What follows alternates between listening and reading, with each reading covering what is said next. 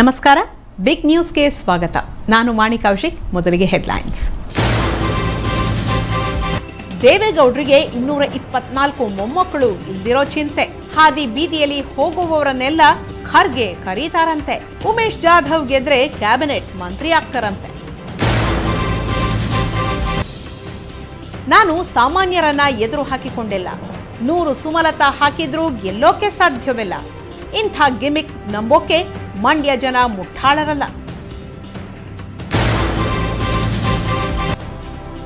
ಕರ್ತವ್ಯ ನಿರತ ಮುಖ್ಯ ಪೇದೆ ಅಮಾನತು. ಮೈಸೂರು ಪೊಲೀಸ್ ಕಮಿಷನರ್ಗೆ ಸಚಿವರ ತಾಕೀತು. ಕೆಟಿ ಬಾಲಕೃಷ್ಣ ಆದೇಶ ಚರ್ಚೆಗೆ ಗ್ರಾಸವಾಯಿತು. ಜೆಡಿಎಸ್ನದ್ದು ಕುತಂತ್ರ, ಮೋಸದ ರಾಜಕಾರಣ. ಅವರಿಂದ ನೇರವಾಗಿ ಗೆಲ್ಲೋಕೆ ಸಾಧ್ಯವೇ ಇಲ್ಲ. ಈಗಾಗಲೇ 3 ಸುಮಲತಾರಿಂದ ನಾಮಪತ್ರ ಹಾಕಿಸಿದ್ದಾರೆ. 3 ಅಲ್ಲ 100 ಜನ ಹಾಕಿದ್ರೂ ಅವರು ಗೆಲ್ಲೋಕೆ ಸಾಧ್ಯವೇ ಇಲ್ಲ ಅಂತ ಸುಮಲತಾ ಅಂಬರೀಶ್ ಗುಡುಗಿದ್ದಾರೆ. 3 ಅಲ್ಲ 100 ಸುಮಲತಾರನ್ನ ಹಾಕಿದರೂ ಅವರು ಗೆಲ್ಲೋಕೆ ಸಾಧ್ಯವಿಲ್ಲ. ಮಂಡ್ಯ ಜನ ಮುಠಾಳರು ಅಲ್ಲ, ಮೌಢ್ಯರು ಅಲ್ಲ. ಸುಮಲತಾ ಅಂಬರೀಶ್ ಯಾರು ಎಂಬುದು ಚೆನ್ನಾಗಿ ಗೊತ್ತಿದೆ ಅಂತ ಪಕ್ಷೇತರ ಅಭ್ಯರ್ಥಿ ಹಾಗೂ ನಟಿ ಸುಮಲತಾ ಅಂಬರೀಶ್ ತಿಳಿಸಿದರು. ಇವತ್ತು ಮಂಡ್ಯದ ಬೂಕನಕೆರೆಯಲ್ಲಿ ಪ್ರಚಾರ ಸಭೆಯಲ್ಲಿ ಮಾತನಾಡಿದ ಅವರು, ಜೆಡಿಎಸ್ನದ್ದು ಕುತಂತ್ರ ಹಾಗೂ ಮೋಸದ ರಾಜಕಾರಣ. ನೇರವಾಗಿ ಅವರಿಂದ ಗೆಲ್ಲುವುದಕ್ಕೆ ಸಾಧ್ಯವೇ ಇಲ್ಲ. ನಿನ್ನೆ 3 ಸುಮಲತಾರಿಂದ ನಾಮಪತ್ರ ಹಾಕಿಸಿದ್ದಾರೆ. 3 ಅಲ್ಲ 100 ಜನ ಹಾಕಿದ್ರೂ ಅವರು ಗೆಲ್ಲೋಕೆ ಸಾಧ್ಯವೇ ಇಲ್ಲ. ಮಂಡ್ಯ ಜನ ಮುಠಾಳರು ಅಲ್ಲ, ಮೌಢ್ಯರು ಅಲ್ಲ. ಸುಮಲತಾ ಅಂಬರೀಶ್ ಯಾರು ಎನ್ನುವುದು ಚೆನ್ನಾಗಿ ಗೊತ್ತಿದೆ ಅಂತ ಟೀಕಾ ಪ್ರಹಾರ ನಡೆಸಿದರು. ನಾನು ಒಂಟಿ ಅಲ್ಲ, ನನ್ನ ಪರ ನನ್ನ ಮಕ್ಕಳಿದ್ದಾರೆ. ನಟ ದರ್ಶನ್ಗೆ ಜೈಕಾರ ಹಾಕಿದ್ದಕ್ಕೆ ಲಾಠಿ ಚಾರ್ಜ್ ಮಾಡಿದ್ದಾರೆ. ಏಪ್ರಿಲ್ 18ರಂದು ಮತದಾನದಂದು ಲಾಠಿ ನಿಮ್ಮ ಕೈಯಲ್ಲಿರುತ್ತದೆ. ಅಂದು ಅದನ್ನು ಉಪಯೋಗಿಸಿ. ಮೋಸ, ಕುತಂತ್ರ ಹಾಗೂ ಸುಳ್ಳುಗಳು ಎಷ್ಟು ದಿನ ಇರುತ್ತದೆ ನೋಡೋಣ. ನಾನು ಯಾರ್ಯಾರನ್ನು ಎದುರು ಹಾಕಿಕೊಳ್ಳುತ್ತಿದ್ದೇನೆ ಎಂಬುದು ನಿಮಗೆಲ್ಲ ಗೊತ್ತಿದೆ. ಒಬ್ಬ ಮಾಜಿ ಪ್ರಧಾನಿ, ಒಬ್ಬ ಸಿಎಂ, 8 ಮಂದಿ ಶಾಸಕರು, 3 ಮಂತ್ರಿಗಳು, 3 MLC ಹಾಗೂ ಕಾಂಗ್ರೆಸ್ನ ಧೀಮಂತ ನಾಯಕರು ನನ್ನ ವಿರುದ್ಧ ಒಗ್ಗಟ್ಟಾಗಿದ್ದಾರೆ. ಮಂಡ್ಯ ಜನ ಮುಠಾಳರಲ್ಲ, ಮಂಡ್ಯಕ್ಕೆ ಸ್ವಾಭಿಮಾನ ಇದೆ. ನಿಮ್ಮನ್ನು ನಂಬಿ ಸಾಹಸಕ್ಕೆ ಕೈ ಹಾಕಿದ್ದೇನೆ ಅಂತ ಹೇಳಿದರು. ಇನ್ನು ಕಳೆದ ವಿಧಾನಸಭಾ ಚುನಾವಣೆಯಲ್ಲಿ ಯಾರ್ಯಾರು ಬೈದಾಡಿಕೊಂಡರು ಅವರೆಲ್ಲ ಇಂದು ಜೋಡೆತ್ತುಗಳು ಅಂತ ಹೇಳ್ಕೊಳ್ತಿದ್ದಾರೆ. ಯಾವ ಜೋಡೆತ್ತು ರೇಸ್ನಲ್ಲಿ ಗೆಲ್ಲುತ್ತದೆ ನೋಡೋಣ ಅಂತ ಹೆಸರು ಹೇಳದೆ ಕುಮಾರಸ್ವಾಮಿ ಹಾಗೂ DKಶಿ ವಿರುದ್ಧ ಪರೋಕ್ಷವಾಗಿ ವಾಗ್ದಾಳಿ ನಡೆಸಿದರು. DR ಕಿರಣ್, ಸಮಗ್ರ ಸುದ್ದಿ, ಮಂಡ್ಯ. ಮಾಜಿ ಪ್ರಧಾನಿ ದೇವೇಗೌಡರಿಗೆ ಯಾವಾಗಲೂ ತಮ್ಮ ಮೊಮ್ಮಕ್ಕಳದೇ ಚಿಂತೆಯಾಗಿದೆ. ಅಲ್ಲದೆ ದೇವೇಗೌಡರಿಗೆ 224 ಮೊಮ್ಮಕ್ಕಳಿಲ್ಲ ಅನ್ನೋ ಚಿಂತೆ ಕಾಡ್ತಿದೆ. ಒಂದು ವೇಳೆ 224 ಮೊಮ್ಮಕ್ಕಳು ಇದ್ದಿದ್ರೆ ಅವರನ್ನೆಲ್ಲ ಚುನಾವಣೆಯಲ್ಲಿ ನಿಲ್ಲಿಸ್ತಿದ್ರೇನೋ ಗೊತ್ತಿಲ್ಲ ಅಂತ ಮಾಜಿ ಸಚಿವ ಬಾಬುರಾವ್ ಚಿಂಚನ್ಸೂರ್ ವ್ಯಂಗ್ಯವಾಡಿದ್ದಾರೆ. ಮಾಜಿ ಪ್ರಧಾನಿ ದೇವೇಗೌಡರಿಗೆ ಯಾವಾಗಲೂ ತಮ್ಮ ಮೊಮ್ಮಕ್ಕಳದೇ ಚಿಂತೆಯಾಗಿದೆ ಅಂತ ಮಾಜಿ ಸಚಿವ ಬಾಬುರಾವ್ ಚಿಂಚನ್ಸೂರ್ ವಾಗ್ದಾಳಿ ನಡೆಸಿದರು. ಅಂದಹಾಗೆ ಕಲಬುರಗಿ ನಗರದಲ್ಲಿ ಕೋಲಿ ಸಮಾಜದ ಬಿಜೆಪಿ ಮುಖಂಡರ ಸಭೆ ಆಯೋಜನೆ ಮಾಡಲಾಗಿತ್ತು. ಸಭೆಯಲ್ಲಿ ಮಾತನಾಡಿದ ಅವರು, ಒಂದು ವೇಳೆ 228 ಮೊಮ್ಮಕ್ಕಳು ದೇವೇಗೌಡರಿಗೆ ಇದ್ದಿದ್ರೆ ಅವರನ್ನೆಲ್ಲ ಚುನಾವಣೆಯಲ್ಲಿ ನಿಲ್ಲಿಸ್ತಿದ್ರೇನೋ ಗೊತ್ತಿಲ್ಲ. ಆದರೆ ದೇವೇಗೌಡರಿಗೆ ಮೊಮ್ಮಕ್ಕಳು ಕಡಿಮೆ ಇರೋದು ಅವರಿಗೆ ದೊಡ್ಡ ಚಿಂತೆಯಾಗಿಬಿಟ್ಟಿದೆ ಅಂತ ವ್ಯಂಗ್ಯವಾಗಿ ಟೀಕಿಸಿದರು. ಇನ್ನು ನನಗೆ ನನ್ನ ಪತ್ನಿ ಬಿಟ್ಟರೆ ತಂದೆ ತಾಯಿ ಮಕ್ಕಳು ಯಾರೂ ಇಲ್ಲ. ಕೋಲಿ ಸಮಾಜವೇ ನನ್ನ ತಾಯಿ ತಂದೆ ಮಕ್ಕಳು. ಆದರೆ ಹಾದಿ ಬೀದಿಯಲ್ಲಿ ಹೋಗುವವರನ್ನು ಮಲ್ಲಿಕಾರ್ಜುನ ಖರ್ಗೆ ಕರೆದು ಮಾತನಾಡಿಸುತ್ತಿದ್ದಾರೆ. ನನ್ನ ಕೊನೆಯ ಚುನಾವಣೆ ಇದು ಅಂತ ಹೇಳ್ತಿದ್ದಾರೆ ಅಂತ ಟೀಕಿಸಿದರು. ಅಲ್ಲದೆ ಡಾಕ್ಟರ್ ಉಮೇಶ್ ಜಾಧವ್ ಪ್ರಧಾನಿ ಮೋದಿಯ ಕ್ಯಾಂಡಿಡೇಟ್. ಲೋಕಸಭೆ ಚುನಾವಣೆ ಗೆದ್ದ ಮೇಲೆ ಕ್ಯಾಬಿನೆಟ್ ಮಂತ್ರಿ ಆಗ್ತಾರೆ. ನೀವೆಲ್ಲ ಕ್ಯಾಬಿನೆಟ್ ಮಂತ್ರಿ ಆದಂಗೆ ಅಂತ ತಿಳಿಸಿದರು. ಇದಲ್ಲದೆ ಕೋಲಿ ಸಮಾಜ STಗೆ ಸೇರ್ಪಡೆಯಾಗುವ ಕಾಲ ಸನ್ನಿಹಿತವಾಗಿದೆ. 50 ವರ್ಷ ಕಾಲ ಮಲ್ಲಿಕಾರ್ಜುನ ಖರ್ಗೆ ಕೋಲಿ ಸಮಾಜವನ್ನು ಒಡೆದಿದ್ದಾರೆ. ಒಂದು ದಿವಸವೂ ಪಾರ್ಲಿಮೆಂಟ್ನಲ್ಲಿ ಈ ಬಗ್ಗೆ ಧ್ವನಿ ಎತ್ತಲಿಲ್ಲ. ಅವರಿಗೆ ಎಲೆಕ್ಷನ್ ಗೆಲ್ಲಲು ಮಾತ್ರ ಕೋಲಿ ಸಮಾಜ ಬೇಕು ಅಂತ ಕಿಡಿಕಾರಿದರು. ಪುರುಷೋತ್ತಮ್ ಕುಲಕರ್ಣಿ, ಸಮಗ್ರ ಸುದ್ದಿ, ಕಲಬುರಗಿ. ಜನರ ಮಧ್ಯೆ ಹೋಗಿ ಅವರ ಕಷ್ಟ ಸುಖ ಕೇಳಬೇಕು. ಅದು ಬಿಟ್ಟು ಫೈಲ್ ತೆಗಿತೀನಿ, ಅದು ತೆಗಿತೀನಿ, ಇದು ತೆಗಿತೀನಿ ಅಂತಾರೆ ಅಂತ ಬಿಜೆಪಿ ಅಭ್ಯರ್ಥಿ ಎ ಮಂಜು ವಿರುದ್ಧ ಜೆಡಿಎಸ್ ಕಾಂಗ್ರೆಸ್ ಮೈತ್ರಿ ಅಭ್ಯರ್ಥಿ ಪ್ರಜ್ವಲ್ ರೇವಣ್ಣ ಕಿಡಿಕಾರಿದ್ದಾರೆ. ಅಲ್ಲದೆ ತಮ್ಮ ವಿರುದ್ಧ ಎ ಮಂಜು ಚುನಾವಣಾ ಆಯೋಗಕ್ಕೆ ದೂರು ಸಲ್ಲಿಸೋದ್ರಿಂದ ಏನೂ ಆಗಲ್ಲ ಅಂತ ಸ್ಪಷ್ಟಪಡಿಸಿದ್ದಾರೆ. ಹಾಸನ ಲೋಕಸಭಾ ಕ್ಷೇತ್ರದ ಜೆಡಿಎಸ್ ಕಾಂಗ್ರೆಸ್ ಮೈತ್ರಿ ಅಭ್ಯರ್ಥಿ ಪ್ರಜ್ವಲ್ ರೇವಣ್ಣ ವಿರುದ್ಧ ಬಿಜೆಪಿ ಅಭ್ಯರ್ಥಿ ಎ ಮಂಜು ವಿರುದ್ಧ ಚುನಾವಣಾ ಆಯೋಗಕ್ಕೆ ದೂರು ಸಲ್ಲಿಕೆ ಪ್ರಕರಣ ಇದೀಗ ವಾಕ್ಸಮರಕ್ಕೆ ನಾಂದಿ ಹಾಡಿದೆ. ಸದ್ಯ ದೂರು ಸಲ್ಲಿಕೆ ಸಂಬಂಧ ಪ್ರತಿಕ್ರಿಯೆ ನೀಡಿರೋ ಜೆಡಿಎಸ್ ಕಾಂಗ್ರೆಸ್ ಮೈತ್ರಿ ಅಭ್ಯರ್ಥಿ ಪ್ರಜ್ವಲ್ ರೇವಣ್ಣ, ಆ ಕಂಪನಿಗೆ ನಾನು ರಾಜೀನಾಮೆ ನೀಡಿ ಬಹಳ ದಿನವಾಗಿದೆ. ರಾಜೀನಾಮೆ ಕೊಟ್ಟ ಮೇಲೆ ಅದರ ಬಗ್ಗೆ ಉಲ್ಲೇಖ ಮಾಡೋ ಅಗತ್ಯವೇನಿದೆ? ಒಮ್ಮೆ ಕಂಪನಿಗೆ ರಾಜೀನಾಮೆ ಕೊಟ್ಟು ಹೊರಬಂದಾಗಿದೆ. ಅದರಲ್ಲಿ ನಮ್ಮದೇನೂ ವ್ಯವಹಾರ ಇಲ್ಲ ಅಂತ ಹೇಳಿದರು. ಇದಲ್ಲದೆ ಬಿಜೆಪಿ ಅಭ್ಯರ್ಥಿ ಎ ಮಂಜು ಏನೋ ಕೊಳ್ಳೆ ಹೊಡೆದಂತೆ ಮಾತನಾಡ್ತಿದ್ದಾರೆ. ಕೊಳ್ಳೆ ಹೊಡೆದವರೇ ಹೀಗೆ ಮಾತನಾಡಿದರೆ ಬೇರೆಯವರು ಏನು ಮಾಡಬೇಕು? ಪ್ರಜಾಪ್ರಭುತ್ವದಲ್ಲಿ ಚುನಾವಣೆ ಮಾಡಬೇಕು, ಜನರ ಮಧ್ಯೆ ಹೋಗಿ ಅವರ ಕಷ್ಟ ಸುಖ ಕೇಳಬೇಕು. ಅದು ಬಿಟ್ಟು ಫೈಲ್ ತೆಗಿತೀನಿ, ಅದು ತೆಗಿತೀನಿ, ಇದು ತೆಗಿತೀನಿ ಅಂತಾರೆ ಅಂತ ಎ ಮಂಜು ವಿರುದ್ಧ ಜೆಡಿಎಸ್ ಅಭ್ಯರ್ಥಿ ಪ್ರಜ್ವಲ್ ವಾಗ್ದಾಳಿ ನಡೆಸಿದರು.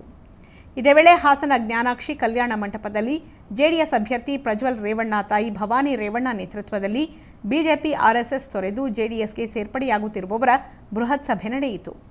ಇನ್ನು ಹಾಸನ ಜಿಲ್ಲೆ ಚನ್ನರಾಯಪಟ್ಟಣ ತಾಲೂಕಿನ ಹಿರಿಸಾವಿಯ ಶ್ರೀಕಂಠಯ್ಯ ವೃತ್ತದಲ್ಲಿ ತೂಬಿನಕೆರೆ ಗ್ರಾಮಸ್ಥರಿಂದ ಪ್ರತಿಭಟನೆ ನಡೆಯಿತು.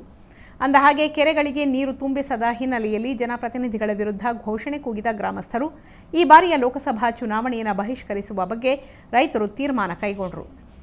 ಈ ನಡುವೆ ಚುನಾವಣೆ ನಿಮಿತ್ತ ನಡೆದ ಜೆಡಿಎಸ್ ಕಾರ್ಯಕರ್ತರ ಸಭೆಯಲ್ಲಿ ಮೋದಿ ಮೋದಿ ಎಂದು ಜೈಕಾರ ಹಾಕಿದವರಿಗೆ ದವಡೆಗೆ ಹೊಡೆಯಿರಿ ಅಂತ ಕರೆ ನೀಡಿರುವ ಅರಸೀಕೆರೆ ಜೆಡಿಎಸ್ ಶಾಸಕ ಕೆಎಂ ಶಿವಲಿಂಗೇಗೌಡರ ವಿರುದ್ಧ ಕಾನೂನು ಕ್ರಮ ಕೈಗೊಳ್ಳಬೇಕೆಂದು ಒತ್ತಾಯಿಸಿ ಜಿಲ್ಲಾ ಬಿಜೆಪಿ ವಕ್ತಾರ ಮತ್ತು ವಕೀಲ ಎನ್ಡಿ ಪ್ರಸಾದ್ ಚುನಾವಣಾ ಆಯೋಗಾಧಿಕಾರಿ ಮಂಜುನಾಥ್ಗೆ ದೂರು ಸಲ್ಲಿಸಿದ್ದಾರೆ. ಮೊನ್ನೆ ನಡೆದಂತಹ ಜೆಡಿಎಸ್ ಸಭೆಯಲ್ಲಿ ಮೋದಿ ಪರವಾಗಿ ಜೈಕಾರ ಹಾಕುವಂತಹ ಬಿಜೆಪಿ ಕಾರ್ಯಕರ್ತರಿಗೆ ದವಡೆಗೊಡಿರಿ ಅಂತ ಅಂದ್ಬಿಟ್ಟು ನೇರವಾಗಿ ಅವರು ಕಾರ್ಯಕರ್ತರಿಗೆ ಕರೆ ಕೊಟ್ಟಿದ್ದಾರೆ. ಇದು ಅವರ ಗೂಂಡಾಗಿರಿಯ ಹೇಳಿಕೆ. ಇದನ್ನ ಭಾರತೀಯ ಜನತಾ ಪಾರ್ಟಿ ಅಷ್ಟೇ ಅಲ್ಲ, ಇಡೀ ಲೋಕಸಭಾ ಕ್ಷೇತ್ರದ ಎಲ್ಲ ಮತದಾರರು ಕಡಾತುಂಡವಾಗಿ ಖಂಡಿಸ್ತಾರೆ. ಒಬ್ಬ ಶಾಸಕರಾಗಿ ಅತ್ಯಂತ ಜವಾಬ್ದಾರಿಯುತವಾಗಿ ನಡ್ಕೋಬೇಕಾದಂತಹ ವ್ಯಕ್ತಿ ತನ್ನ ಮೇಲಿನ ನಾಯಕರನ್ನ ಓಲೈಸುವಂತಹ ನೀಚ ಕೃತ್ಯಕ್ಕೆ ಇಳಿದು ಕಾರ್ಯಕರ್ತರಿಗೆ ಈ ರೀತಿ ಪ್ರಚೋದನಾಕಾರಿ ಹೇಳಿಕೆಯನ್ನ ನೀಡುವ ಮೂಲಕ ಜೆಡಿಎಸ್ ಕಾರ್ಯಕರ್ತರನ್ನ ಪ್ರಚೋದಿಸಿ ಬಿಜೆಪಿ ಕಾರ್ಯಕರ್ತರ ವಿರುದ್ಧ ಹಲ್ಲೆ ಮಾಡೋದಕ್ಕೆ ಶಾಸಕರು ಇಂತಹ ಪ್ರಜಾಸತ್ತಾತ್ಮಕ ವಿರೋಧಿ ಹೇಳಿಕೆಯನ್ನ ನೀಡಿದ್ದಾರೆ. ದೂರು ಸಲ್ಲಿಸಿ ಮಾತನಾಡಿದ ವಕೀಲ ಎನ್ಡಿ ಪ್ರಸಾದ್, ಒಬ್ಬ ಪ್ರಜಾಪ್ರತಿನಿಧಿಯಾಗಿ ಚುನಾವಣೆಯ ನೀತಿ ಸಂಹಿತೆ ಹಾಗೂ ಕಾಯ್ದೆಯ ಮಹತ್ವವನ್ನು ತಿಳಿದು ಗೌರವಯುತವಾಗಿ ನಡೆದುಕೊಳ್ಳಬೇಕಾದ ಜವಾಬ್ದಾರಿ ಇರುವ ಶಾಸಕರು ಪ್ರಚೋದಾತ್ಮಕ ಹೇಳಿಕೆಯನ್ನು ನೀಡುವ ಮೂಲಕ ಶಾಂತಿ ಮತ್ತು ನ್ಯಾಯಸಮ್ಮತ ಚುನಾವಣೆ ನಡೆಸಲು ಸಮಸ್ಯೆಗಳು ತಲೆದೋರಲಿವೆ ಅಂತ ಹೇಳಿದರು. ಈಗಾಗಲೇ ಚುನಾವಣಾ ನೀತಿ ಸಂಹಿತೆ ಹಾಗೂ ಪ್ರಜಾಪ್ರತಿನಿಧಿ ಕಾಯ್ದೆಯನ್ನು ಸ್ಪಷ್ಟವಾಗಿ ಉಲ್ಲಂಘಿಸಿರುವ ಶಾಸಕರ ವಿರುದ್ಧ ಚುನಾವಣಾಧಿಕಾರಿಗಳು ಸುಮೋಟೋ ಪ್ರಕರಣವನ್ನು ದಾಖಲಿಸಿಕೊಂಡು ಕ್ರಮಕ್ಕೆ ಮುಂದಾಗಬೇಕೆಂದು ಆಗ್ರಹಿಸಿದರು. ಈ ಸಂದರ್ಭದಲ್ಲಿ ತಹಸೀಲ್ದಾರ್ ಸಂತೋಷ್ ಕುಮಾರ್, ನಗರ ಬಿಜೆಪಿ ಅಧ್ಯಕ್ಷ ಮನೋಜ್ ಕುಮಾರ್, ನಗರಸಭೆ ಸದಸ್ಯ ಸಿ ಗಿರೀಶ್ ಹಾಗೂ ಬಿಜೆಪಿ ಯುವ ಮೋರ್ಚಾ ಉಪಾಧ್ಯಕ್ಷ ನಿರ್ಮಲ್ ಜೈನ್ ಉಪಸ್ಥಿತರಿದ್ದರು. ಅರಸೀಕೆರೆಯಿಂದ ಕಣಕಟ್ಟೆ ಕುಮಾರ್ ಜೊತೆ ಪ್ರದೀಪ್ ಖಡ್ಗ, ಸಮಗ್ರ ಟಿವಿ, ಹಾಸನ. ಬಿಸಿಲ ನಾಡು ರಾಯಚೂರು ಲೋಕಸಭಾ ಕ್ಷೇತ್ರಕ್ಕೆ ಇನ್ನೂ ಬಿಜೆಪಿ ತನ್ನ ಅಭ್ಯರ್ಥಿಯನ್ನು ಘೋಷಣೆ ಮಾಡಿಲ್ಲ. ಕಾಂಗ್ರೆಸ್ ಜೆಡಿಎಸ್ ಮೈತ್ರಿ ಅಭ್ಯರ್ಥಿ ಹಾಲಿ ಸಂಸದ ಬಿವಿ ನಾಯ್ಕ್ ಗೆಲುವಿನ ಲೆಕ್ಕಾಚಾರ ಹಾಕೊಂಡು ಕ್ಷೇತ್ರಾದ್ಯಂತ ಕಾಲಿಗೆ ಚಕ್ರ ಕಟ್ಟಿಕೊಂಡಂತೆ ಬಿರುಸಿನ ಸಂಚಾರ ನಡೆಸಿ ಪ್ರಚಾರ ಶುರು ಮಾಡಿದ್ದಾರೆ. ಆದರೆ ಜಿಲ್ಲಾ ಜೆಡಿಎಸ್ನ ಒಳಬೇಗುದಿ ಅಸಮಾಧಾನ ಬಂಡಾಯ ಮೈತ್ರಿ ಅಭ್ಯರ್ಥಿ ಬಿವಿ ನಾಯಕ್ಗೆ ಬಿಸಿ ತಟ್ಟುತ್ತಿದ್ದಂತೆ ಕಾಣ್ತಿದೆ. ರಾಜ್ಯದೆಲ್ಲೆಡೆ ಲೋಕಸಭಾ ಚುನಾವಣೆಯ ಕಾವು ದಿನೇ ದಿನೇ ರಂಗೇರ್ತಿದೆ. ಬಿಜೆಪಿಯನ್ನು ಮಣಿಸಲು ಕಾಂಗ್ರೆಸ್ ಜೆಡಿಎಸ್ ಪಕ್ಷಗಳು ಲೋಕ ಗೆಲ್ಲಲು ಮೈತ್ರಿ ಮಾಡಿಕೊಂಡು ಅಭ್ಯರ್ಥಿಗಳನ್ನು ಚುನಾವಣೆಗೆ ಕಣಕ್ಕಿಳಿಸಿವೆ. ಆದರೆ ಮೈತ್ರಿ ಅಭ್ಯರ್ಥಿಗಳಿಗೆ ಈಗ ಬಂಡಾಯದ ಬಿಸಿ ತಟ್ತಿದೆ. ಹೌದು, ಬಿಸಿಲೂರು ಜಿಲ್ಲೆ ರಾಯಚೂರು ಕ್ಷೇತ್ರದ ಮೈತ್ರಿ ಅಭ್ಯರ್ಥಿ ಬಿವಿ ನಾಯಕ್ಗೆ ಜೆಡಿಎಸ್ನ ಬಂಡಾಯದ ಕಾವು ತಟ್ಟುತ್ತಿದ್ದು ಬಿವಿ ನಾಯಕ್ಗೆ ಆತಂಕ ಶುರುವಾಗಿದೆ. ಲೋಕಸಭೆ ಚುನಾವಣೆಯಲ್ಲಿ ಗೆದ್ದು ಬಿಜೆಪಿಯನ್ನು ಅಧಿಕಾರದಿಂದ ದೂರವಿಡಲು ಕಾಂಗ್ರೆಸ್ ರಾಜ್ಯದಲ್ಲಿ ಜೆಡಿಎಸ್ನೊಂದಿಗೆ ಹೊಂದಾಣಿಕೆ ಮಾಡಿಕೊಂಡು ಚುನಾವಣೆ ಎದುರಿಸುತ್ತಿದೆ. ಅಳೆದು ತೂಗಿ ಎರಡೂ ಪಕ್ಷಗಳು ಮೈತ್ರಿ ಅಭ್ಯರ್ಥಿಗಳನ್ನು ಕಣಕ್ಕಿಳಿಸಿವೆ. ಆದರೆ ಮೈತ್ರಿ ಅಭ್ಯರ್ಥಿಗಳಿಗೆ ಬಂಡಾಯದ ಬಿಸಿ ತಟ್ಟಲು ಶುರುವಾಗಿದೆ. ಒಂದೆಡೆ ರಾಜ್ಯದಲ್ಲಿ ಹೈ ವೋಲ್ಟೇಜ್ ಕಣವಾಗಿ ಮಾರ್ಪಟ್ಟಿರುವ ಮಂಡ್ಯದಲ್ಲಿ ಮೈತ್ರಿ ಅಭ್ಯರ್ಥಿ ನಿಖಿಲ್ ಕುಮಾರಸ್ವಾಮಿಗೆ ಕಾಂಗ್ರೆಸ್ನ ಕೆಲ ಮುಖಂಡರಿಂದ ಬಂಡಾಯದ ಬಿಸಿ ತಟ್ಟಿದೆ. ಮತ್ತೊಂದೆಡೆ ತುಮಕೂರು ಕ್ಷೇತ್ರದಲ್ಲಿಯೂ ಕೂಡ ಮಾಜಿ ಪ್ರಧಾನಿ ದೇವೇಗೌಡರಿಗೆ ಕಾಂಗ್ರೆಸ್ನ ಟಿಕೆಟ್ನ ಅತೃಪ್ತರಿಂದ ಬಂಡಾಯದ ಕಾವು ತಟ್ಟಿದೆ. ಇತ್ತ ಬಿಸಿಲ ನಾಡು ರಾಯಚೂರು ಕ್ಷೇತ್ರದಲ್ಲಿಯೂ ಕೂಡ ಮೈತ್ರಿ ಕಾಂಗ್ರೆಸ್ ಅಭ್ಯರ್ಥಿ ಹಾಲಿ ಸಂಸದ ಬಿವಿ ನಾಯಕ್ಗೆ ಜೆಡಿಎಸ್ನಿಂದಲೇ ಬಂಡಾಯದ ಬಿಸಿ ತುಪ್ಪವಾಗಿ ಮಾರ್ಪಟ್ಟುತ್ತಿದೆ. ಜಿಲ್ಲಾ ಜೆಡಿಎಸ್ ಮುಖಂಡ ರವಿ ಪಾಟೀಲ್ ಸೇರಿದಂತೆ ಹಲವು ಮುಖಂಡರು ತಮ್ಮ ಅಸಮಾಧಾನವನ್ನು ಹೊರಹಾಕಿದ್ದಾರೆ. ರಾಜ್ಯ ಸರ್ಕಾರ ಒಟ್ಟಾಗಿ ಮಾಡುವ ಸಂದರ್ಭದಲ್ಲಿ ಇಲ್ಲಿಯೂ ಕೂಡ ಒಮ್ಮತದ ಅಭ್ಯರ್ಥಿಯಾಗಿ ಎರಡೂ ಪಕ್ಷದ ಸನ್ಮಾನ್ಯ ಶ್ರೀ ಬಿ ವಿ ನಾಯ್ಕ ಅವರನ್ನು ಸ್ಪರ್ಧೆ ಮಾಡಿದ್ದಾರೆ. ಅವ್ರ ಬಗ್ಗೆ ಅಂತೂ ಇಡೀ ಜಿಲ್ಲೆಯಲ್ಲಿ ಯಾವುದೇ ಒಬ್ಬ ಸಾಮಾನ್ಯ ವ್ಯಕ್ತಿಗೂ ಕೂಡ ಅಸಮಾಧಾನ ಇಲ್ಲ. ಜಂಟಿ ಪತ್ರಿಕಾಗೋಷ್ಠಿ ಹಾಗೂ ಜಂಟಿ ಕಾರ್ಯಕರ್ತರ ಸಭೆ ಕರೆದಾಗ ನಾವು ನಮ್ಮ ಅಲ್ಲಿ ಏನು ಗೈರಾಗುವ ಮೂಲಕ ನಾವು ನಮ್ಮ ಅಸಮಾಧಾನ ವ್ಯಕ್ತಪಡಿಸಿದ್ವಿ. ಮೈತ್ರಿ ಅಭ್ಯರ್ಥಿಯಾಗಿರುವ ಬಿ.ವಿ. ನಾಯ್ಕ್ ಸಭೆ ಸಮಾರಂಭಗಳಲ್ಲಿ ಜೆಡಿಎಸ್ನ ಮುಖಂಡರನ್ನು ಕಡೆಗಣಿಸಿದ್ದಾರೆ. ಅಲ್ಲದೆ ಜಿಲ್ಲಾ ಉಸ್ತುವಾರಿ ಸಚಿವ ವೆಂಕಟರಾವ್ ನಾಡಗೌಡರು ಕೂಡ ನಮ್ಮನ್ನು ಕಾರ್ಯಕರ್ತರನ್ನು ವಿಶ್ವಾಸಕ್ಕೆ ತೆಗೆದುಕೊಂಡಿಲ್ಲ ಅಂತ ತಮ್ಮ ಅಸಮಾಧಾನ ಹೊರಹಾಕಿದ್ದಾರೆ. ಇತ್ತೀಚೆಗಷ್ಟೇ ನಗರದ ಮಂತ್ರಿ ಗಾರ್ಡನ್ನಲ್ಲಿ ಜೆಡಿಎಸ್ನ ಅತೃಪ್ತರು ಸೇರಿ ಚಿಂತನ ಸಭೆ ನಡೆಸಿ ಹಲವಾರು ವಿಚಾರಗಳ ಬಗ್ಗೆ ಚರ್ಚೆ ನಡೆಸಿ ಕಾಂಗ್ರೆಸ್ ಹಾಗೂ ಸಚಿವ ವೆಂಕಟರಾವ್ ನಾಡಗೌಡ ವಿರುದ್ಧ ಅಸಮಾಧಾನ ಹೊರಹಾಕಿದ್ರು. ಅದಾದ ಬಳಿಕ ಕಾಂಗ್ರೆಸ್ ಜೆಡಿಎಸ್ ನಡೆಸಿರುವ ಜಂಟಿ ಸುದ್ದಿಗೋಷ್ಠಿ ಹಾಗೂ ಎರಡೂ ಪಕ್ಷಗಳ ಮುಖಂಡರ ಸಭೆಗೂ ಅತೃಪ್ತ ರವಿ ಪಾಟೀಲ್ ಅಂಡ್ ಟೀಮ್ ಗೈರಾಗಿ ಬಂಡಾಯದ ಬಾವುಟ ಹಾರಿಸಿದ್ದಾರೆ. ಒಂದೆಡೆ ಜೆಡಿಎಸ್ನ ಒಳಗೆ ಬೇಗುದಿ ಅಸಮಾಧಾನ ಮೈತ್ರಿಯ ಕಾಂಗ್ರೆಸ್ ಅಭ್ಯರ್ಥಿ ಬಿ.ವಿ. ನಾಯ್ಕ್ಗೆ ತಲೆನೋವಾಗಿ ಪರಿಣಮಿಸಿದೆ. ಅಲ್ಲದೆ ಯಾದಗಿರಿಯ ಕಾಂಗ್ರೆಸ್ನ ಹಿರಿಯ ಮುಖಂಡ ಮಾಜಿ ಶಾಸಕ ಎ.ಬಿ. ಮಾಲಕರೆಡ್ಡಿ ಕೂಡ ಕೈಪಕ್ಷಕ್ಕೆ ಗುಡ್ ಬೈ ಹೇಳಿರುವುದು ಅಭ್ಯರ್ಥಿ ಬಿ.ವಿ. ನಾಯ್ಕ್ಗೆ ಮತ್ತಷ್ಟು ಚಿಂತೆಗೀಡು ಮಾಡಿದೆ. ಜೆಡಿಎಸ್ನ ಅತೃಪ್ತರ ಅಸಮಾಧಾನ ಹಾಗೂ ಮಾಲಕರೆಡ್ಡಿ ರಾಜೀನಾಮೆ ಬಿ.ವಿ. ನಾಯ್ಕ್ಗೆ ಸಂಕಷ್ಟಕ್ಕೆ ಸಿಲುಕಿಸಿದೆ. ಇನ್ನು ರಾಯಚೂರು ಕ್ಷೇತ್ರಕ್ಕೆ ಬಿಜೆಪಿ ತನ್ನ ಅಭ್ಯರ್ಥಿಯನ್ನು ಘೋಷಣೆ ಮಾಡಿಲ್ಲ. ಅಭ್ಯರ್ಥಿ ಘೋಷಣೆ ನಂತರ ಬಿಸಿಲೂರಲ್ಲಿ ಬಿಸಿಲಿನ ಜೊತೆ ಚುನಾವಣೆ ಬಿಸಿ ಹೆಚ್ಚಾಗಲಿದೆ. ಜೆಡಿಎಸ್ನೊಳಗಿನ ಅಸಮಾಧಾನ ಹಾಗೂ ಬಿಜೆಪಿ ಅಭ್ಯರ್ಥಿ ಫೈನಲ್ ನಂತರ ಕ್ಷೇತ್ರದಲ್ಲಿ ಗೆಲುವಿನ ಲೆಕ್ಕಾಚಾರ ಸ್ಪಷ್ಟವಾಗಿ ಗೊತ್ತಾಗಲಿದೆ. ಒಟ್ನಲ್ಲಿ ಮೈತ್ರಿ ಅಭ್ಯರ್ಥಿ ಬಿ.ವಿ. ನಾಯ್ಕ್ಗೆ ಮೈತ್ರಿ ಪಕ್ಷ ಜೆಡಿಎಸ್ಗೆ ಕಂಟಕವಾಗಿ ಪರಿಣಮಿಸುತ್ತಿರುವುದಂತೂ ಸುಳ್ಳಲ್ಲ. ಬಂದೆ ನವಾಜ್ ಗಲಕ್, ಸಮಗ್ರ ನ್ಯೂಸ್, ರಾಯಚೂರು. ಮೈಸೂರಿನಲ್ಲಿ ಕಾನೂನು ಪಾಲಿಸಿದ ಹೆಡ್ ಕಾನ್ಸ್ಟೇಬಲ್ನನ್ನು ಅಮಾನತು ಮಾಡಿಸಿ ಸಚಿವ ಸಾರಾ ಮಹೇಶ್ ದರ್ಪ ತೋರಿದ್ದಾರೆ. ಅಲ್ಲದೆ ಜಿಲ್ಲಾ ಚುನಾವಣಾಧಿಕಾರಿ ಅನುಮತಿ ಪಡೆಯದೆ ಪೊಲೀಸ್ ಕಮಿಷನರ್ ಕೆ.ಟಿ. ಬಾಲಕೃಷ್ಣ ಮುಖ್ಯ ಪೇದೆಯನ್ನು ಸಸ್ಪೆಂಡ್ ಮಾಡಿದ್ದಾರೆ ಅಂತ ತಿಳಿದು ಬಂದಿದೆ. ಹೆಡ್ ಕಾನ್ಸ್ಟೇಬಲ್ ಒಬ್ಬರನ್ನ ಕರ್ತವ್ಯ ನಿರ್ಲಕ್ಷ್ಯ ಆರೋಪದಡಿ ಸಚಿವ ಸಾರಾ ಮಹೇಶ್ ಅಮಾನತು ಮಾಡಿಸಿದ್ದಾರೆ ಎಂಬ ಆರೋಪ ಕೇಳಿಬಂದಿದೆ. ಅಂದಹಾಗೆ ಚುನಾವಣಾ ನಾಮಪತ್ರ ಸಲ್ಲಿಕೆ ನಿಮಿತ್ತ ಡಿಸಿ ಕಚೇರಿ ಸುತ್ತ ನಿಷೇಧಾಜ್ಞೆ ಜಾರಿಯಾಗಿತ್ತು. ಈ ವೇಳೆ ನಿಷೇಧಾಜ್ಞೆ ವಲಯಕ್ಕೆ ಸಚಿವರು ಖಾಸಗಿ ಕಾರಿನಲ್ಲಿ ಬಂದಿದ್ದಾರೆ. ಆಗ ಕರ್ತವ್ಯ ನಿರತ ಮುಖ್ಯ ಪೇದೆ ವೆಂಕಟೇಶ್ ಕಾರಿನಲ್ಲಿ ಯಾರಿದ್ದಾರೆಂದು ಚೆಕ್ ಮಾಡಿದ್ದಾರೆ. ಇದರಿಂದ ಆಕ್ರೋಶಗೊಂಡ ಸಾರಾ ಮಹೇಶ್ ತಕ್ಷಣ ಪೊಲೀಸ್ ಕಮಿಷನರ್ ಕೆ.ಟಿ. ಬಾಲಕೃಷ್ಣಗೆ ಫೋನ್ ಮಾಡಿ ಮುಖ್ಯ ಪೇದೆಯನ್ನು ಅಮಾನತು ಮಾಡುವಂತೆ ತಾಕೀತು ಮಾಡಿದ್ದಾರೆನ್ನಲಾಗಿದೆ. ಇನ್ನು ಸಚಿವರು ದೂರು ಕೊಡುತ್ತಿದ್ದಂತೆ ಹಿಂದೆ ಮುಂದೆ ನೋಡದೆ ವೆಂಕಟೇಶ್ರನ್ನ ಕಮಿಷನರ್ ಸಸ್ಪೆಂಡ್ ಮಾಡಿದ್ದಾರೆ. ಆದರೆ ಪೊಲೀಸ್ ಕಮಿಷನರ್ ಕೆ.ಟಿ. ಬಾಲಕೃಷ್ಣ ಜಿಲ್ಲಾ ಚುನಾವಣಾಧಿಕಾರಿ ಅನುಮತಿ ಪಡೆಯದೆ ಮುಖ್ಯ ಪೇದೆಯನ್ನು ಸಸ್ಪೆಂಡ್ ಮಾಡಿರುವುದು ಇದೀಗ ಚರ್ಚೆಗೆ ಗ್ರಾಸವಾಗಿದೆ. ಒಟ್ನಲ್ಲಿ ಕಾಂಗ್ರೆಸ್ ಅಭ್ಯರ್ಥಿ ಸಿ.ಎಚ್. ವಿಜಯಶಂಕರ್ ನಾಮಪತ್ರ ಸಲ್ಲಿಕೆ ವೇಳೆ ಮಂಡ್ಯದಿಂದ ತರಾತುರಿಯಲ್ಲಿ ಬಂದಿದ್ದ ಸಚಿವರ ಕಾರು ತಡೆದು ಪೊಲೀಸ್ ಪೇದೆ ಕರ್ತವ್ಯ ನಿರ್ವಹಿಸಿದ್ದಕ್ಕೆ ಇದೀಗ ಅಮಾನತು ಶಿಕ್ಷೆ ಅನುಭವಿಸುತ್ತಿದ್ದಾರೆ. ಲೋಹಿತ್ ಕುಮಾರ್, ಸಮಗ್ರ ಸುದ್ದಿ, ಮೈಸೂರು. ಧಾರವಾಡ ಲೋಕಸಭಾ ಚುನಾವಣೆಗೆ ನಾಮಪತ್ರ ಸಲ್ಲಿಕೆಗೆ ಕೇವಲ 1 ವಾರ ಬಾಕಿ ಉಳಿದಿದೆ. ಈ ಕ್ಷೇತ್ರದಿಂದ ಕಾಂಗ್ರೆಸ್ ಅಭ್ಯರ್ಥಿಯನ್ನಾಗಿ ಯಾರಿಗೆ ಕಣಕ್ಕಿಳಿಸಬೇಕು ಅಂತ ಕಾಂಗ್ರೆಸ್ ಹೈಕಮಾಂಡ್ ಹಗಲು ಹೊತ್ತಿನಲ್ಲೇ ದೀಪ ಹಿಡ್ಕೊಂಡು ಹುಡುಕಾಟ ನಡೆಸಿರೋದು ಕಾರ್ಯಕರ್ತರಲ್ಲಿ ಸಹಜವಾಗಿಯೇ ಆತಂಕ ಮೂಡಿಸಿದೆ. ದಿನದಿಂದ ದಿನಕ್ಕೆ ರಂಗೇರುತ್ತಿರುವ ಲೋಕಸಭಾ ಚುನಾವಣೆಯಲ್ಲಿ ಧಾರವಾಡ ಲೋಕಸಭಾ ಕ್ಷೇತ್ರದ ಕಾಂಗ್ರೆಸ್ ಅಭ್ಯರ್ಥಿ ಆಯ್ಕೆ ಮತ್ತೊಂದು ಹೊಸ ತಿರುವು ಪಡೆದುಕೊಂಡಿದೆ. ಇತ್ತೀಚೆಗೆ ಧಾರವಾಡದಲ್ಲಿ ನಡೆದ ನಿರ್ಮಾಣ ಹಂತದ ಕಟ್ಟಡ ಕುಸಿತವೇ ಅಭ್ಯರ್ಥಿ ಆಯ್ಕೆಯ ಹೊಸ ಆಯಾಮಕ್ಕೆ ನಾಂದಿಯಾಗಿದೆ ಎಂದು ಹೇಳಲಾಗುತ್ತಿದೆ. ಹೌದು, ಧಾರವಾಡ ಲೋಕಸಭಾ ಕ್ಷೇತ್ರದ ಅಭ್ಯರ್ಥಿ ಆಯ್ಕೆ ಪ್ರಕ್ರಿಯೆಯು ಧಾರವಾಡ ಕಟ್ಟಡ ದುರಂತ ಪ್ರಕರಣದಿಂದ ಹೊಸ ತಿರುವು ಪಡೆದುಕೊಂಡಿದೆ. ಈ ಹಿಂದೆ ಕಾಂಗ್ರೆಸ್ ಸಂಭವನೀಯ ಪಟ್ಟಿಯಲ್ಲಿ ಹೆಸರು ಸೂಚನೆಗೊಂಡಿದ್ದ ಮಾಜಿ ಸಚಿವ ವಿನಯ್ ಕುಲಕರ್ಣಿ ಟಿಕೆಟ್ ಕೈತಪ್ಪುವ ಭೀತಿಯಲ್ಲಿದ್ದಾರೆನ್ನಲಾಗಿದೆ. ಧಾರವಾಡದಲ್ಲಿ ನಿರ್ಮಾಣ ಹಂತ ಕಟ್ಟಡ ಕುಸಿತಗೊಂಡು ಹಲವಾರು ಸಾವು ನೋವು ಸಂಭವಿಸಿದೆ. ಈ ಕಟ್ಟಡ ಮಾಜಿ ಸಚಿವ ವಿನಯ್ ಕುಲಕರ್ಣಿ ಅವರ ಮಾವ ಗಂಗಪ್ಪ ಶಿಂತ್ರಿಯವರಿಗೆ ಸೇರಿತು. ಈ ಹಿನ್ನೆಲೆಯಲ್ಲಿ ಕೈಪಕ್ಷದ ವರಿಷ್ಠರು ವಿನಯ್ ಕುಲಕರ್ಣಿಗೆ ಲೋಕಸಭಾ ಟಿಕೆಟ್ ವಿತರಣೆಯಲ್ಲಿ ಮೀನಾಮೇಷ ಎಣಿಸುತ್ತಿದ್ದಾರೆನ್ನಲಾಗಿದೆ. ಅಲ್ಲದೆ ಈ ಬಾರಿಯ ಲೋಕಸಭೆಗೆ ಮಾಜಿ ಸಚಿವ ವಿನಯ್ ಕುಲಕರ್ಣಿ ಅವರನ್ನು ಕೈಬಿಡಬೇಕೆಂದು ಕಾಂಗ್ರೆಸ್ ನಾಯಕರು ಚಿಂತನೆ ನಡೆಸಿರುವುದು ಕಾಂಗ್ರೆಸ್ ಆಪ್ತ ವಲಯದಿಂದ ಕೇಳಿಬರುತ್ತಿದೆ. ಕಳಪೆ ಕಾಮಗಾರಿಯಿಂದ 16ಕ್ಕೂ ಹೆಚ್ಚು ಜನ ಸಾವನ್ನಪ್ಪಿದ್ದು, ಈ ಘಟನೆಯಿಂದ ವಿನಯ್ ಕುಲಕರ್ಣಿ ಇಮೇಜ್ಗೆ ಭಾರಿ ಡ್ಯಾಮೇಜ್ ಆಗಿದೆ. ಧಾರವಾಡ ಲೋಕಸಭಾ ಕ್ಷೇತ್ರಕ್ಕೆ ಎಂಪಿ ಟಿಕೆಟ್ ಕೊಡದಿರಲು ಕೈ ಮುಖಂಡರು ಚಿಂತನೆ ನಡೆಸುತ್ತಿದ್ದಾರೆ. ಈ ಹಿನ್ನೆಲೆಯಲ್ಲಿ ಲೋಕಸಭೆ ಟಿಕೆಟ್ ಕೈ ತಪ್ಪುತ್ತಾ ಅನ್ನೋ ಅನುಮಾನ ಮಾಜಿ ಸಚಿವ ವಿನಯ್ ಕುಲಕರ್ಣಿ ಅವರದ್ದು. ಇನ್ನು ಧಾರವಾಡ ಲೋಕಸಭಾ ಚುನಾವಣೆಯಲ್ಲಿ ಧಾರವಾಡದ ಕಟ್ಟಡ ದುರಂತ ಬಳಿಕ ಮತ್ತೊಂದು ಸಂಚಲನ ಸೃಷ್ಟಿಯಾಗಿರುವುದು ಸಾರ್ವಜನಿಕರಲ್ಲಿ ಕುತೂಹಲ ಕೆರಳಿಸಿದೆ. ಕಾಂಗ್ರೆಸ್ ಸಂಭವನೀಯ ಪಟ್ಟಿಯಲ್ಲಿದ್ದ ಮಾಜಿ ಸಂಸದ ಐಜಿ ಸನದಿ ಪುತ್ರ ಶಾಖಿರ್ ಸನದಿ ಅಥವಾ ಕೆಎಸ್ಆರ್ಟಿಸಿ ಮಾಜಿ ಅಧ್ಯಕ್ಷ ಸದಾನಂದ ಡಂಗಣನವರಿಗೆ ಟಿಕೆಟ್ ನೀಡುವ ಕುರಿತು ಕಾಂಗ್ರೆಸ್ ವರಿಷ್ಠರು ಚಿಂತನೆ ನಡೆಸಿದ್ದಾರೆ ಅಂತ ತಿಳಿದು ಬಂದಿದೆ. ಒಟ್ನಲ್ಲಿ ಕಾಂಗ್ರೆಸ್ನ ಈ ಬೆಳವಣಿಗೆಯನ್ನ ಭರಪೂರ ಪ್ರಯೋಜನವನ್ನ ಬಿಜೆಪಿ ಪಡೆಯಲಾರಂಭಿಸಿದ್ದು ಸಹಜವಾಗಿಯೇ ಕೇಸರಿ ಪಡೆ ಕಾರ್ಯಕರ್ತರಲ್ಲಿ ಹರ್ಷ ಮನೆ ಮಾಡಿದೆ.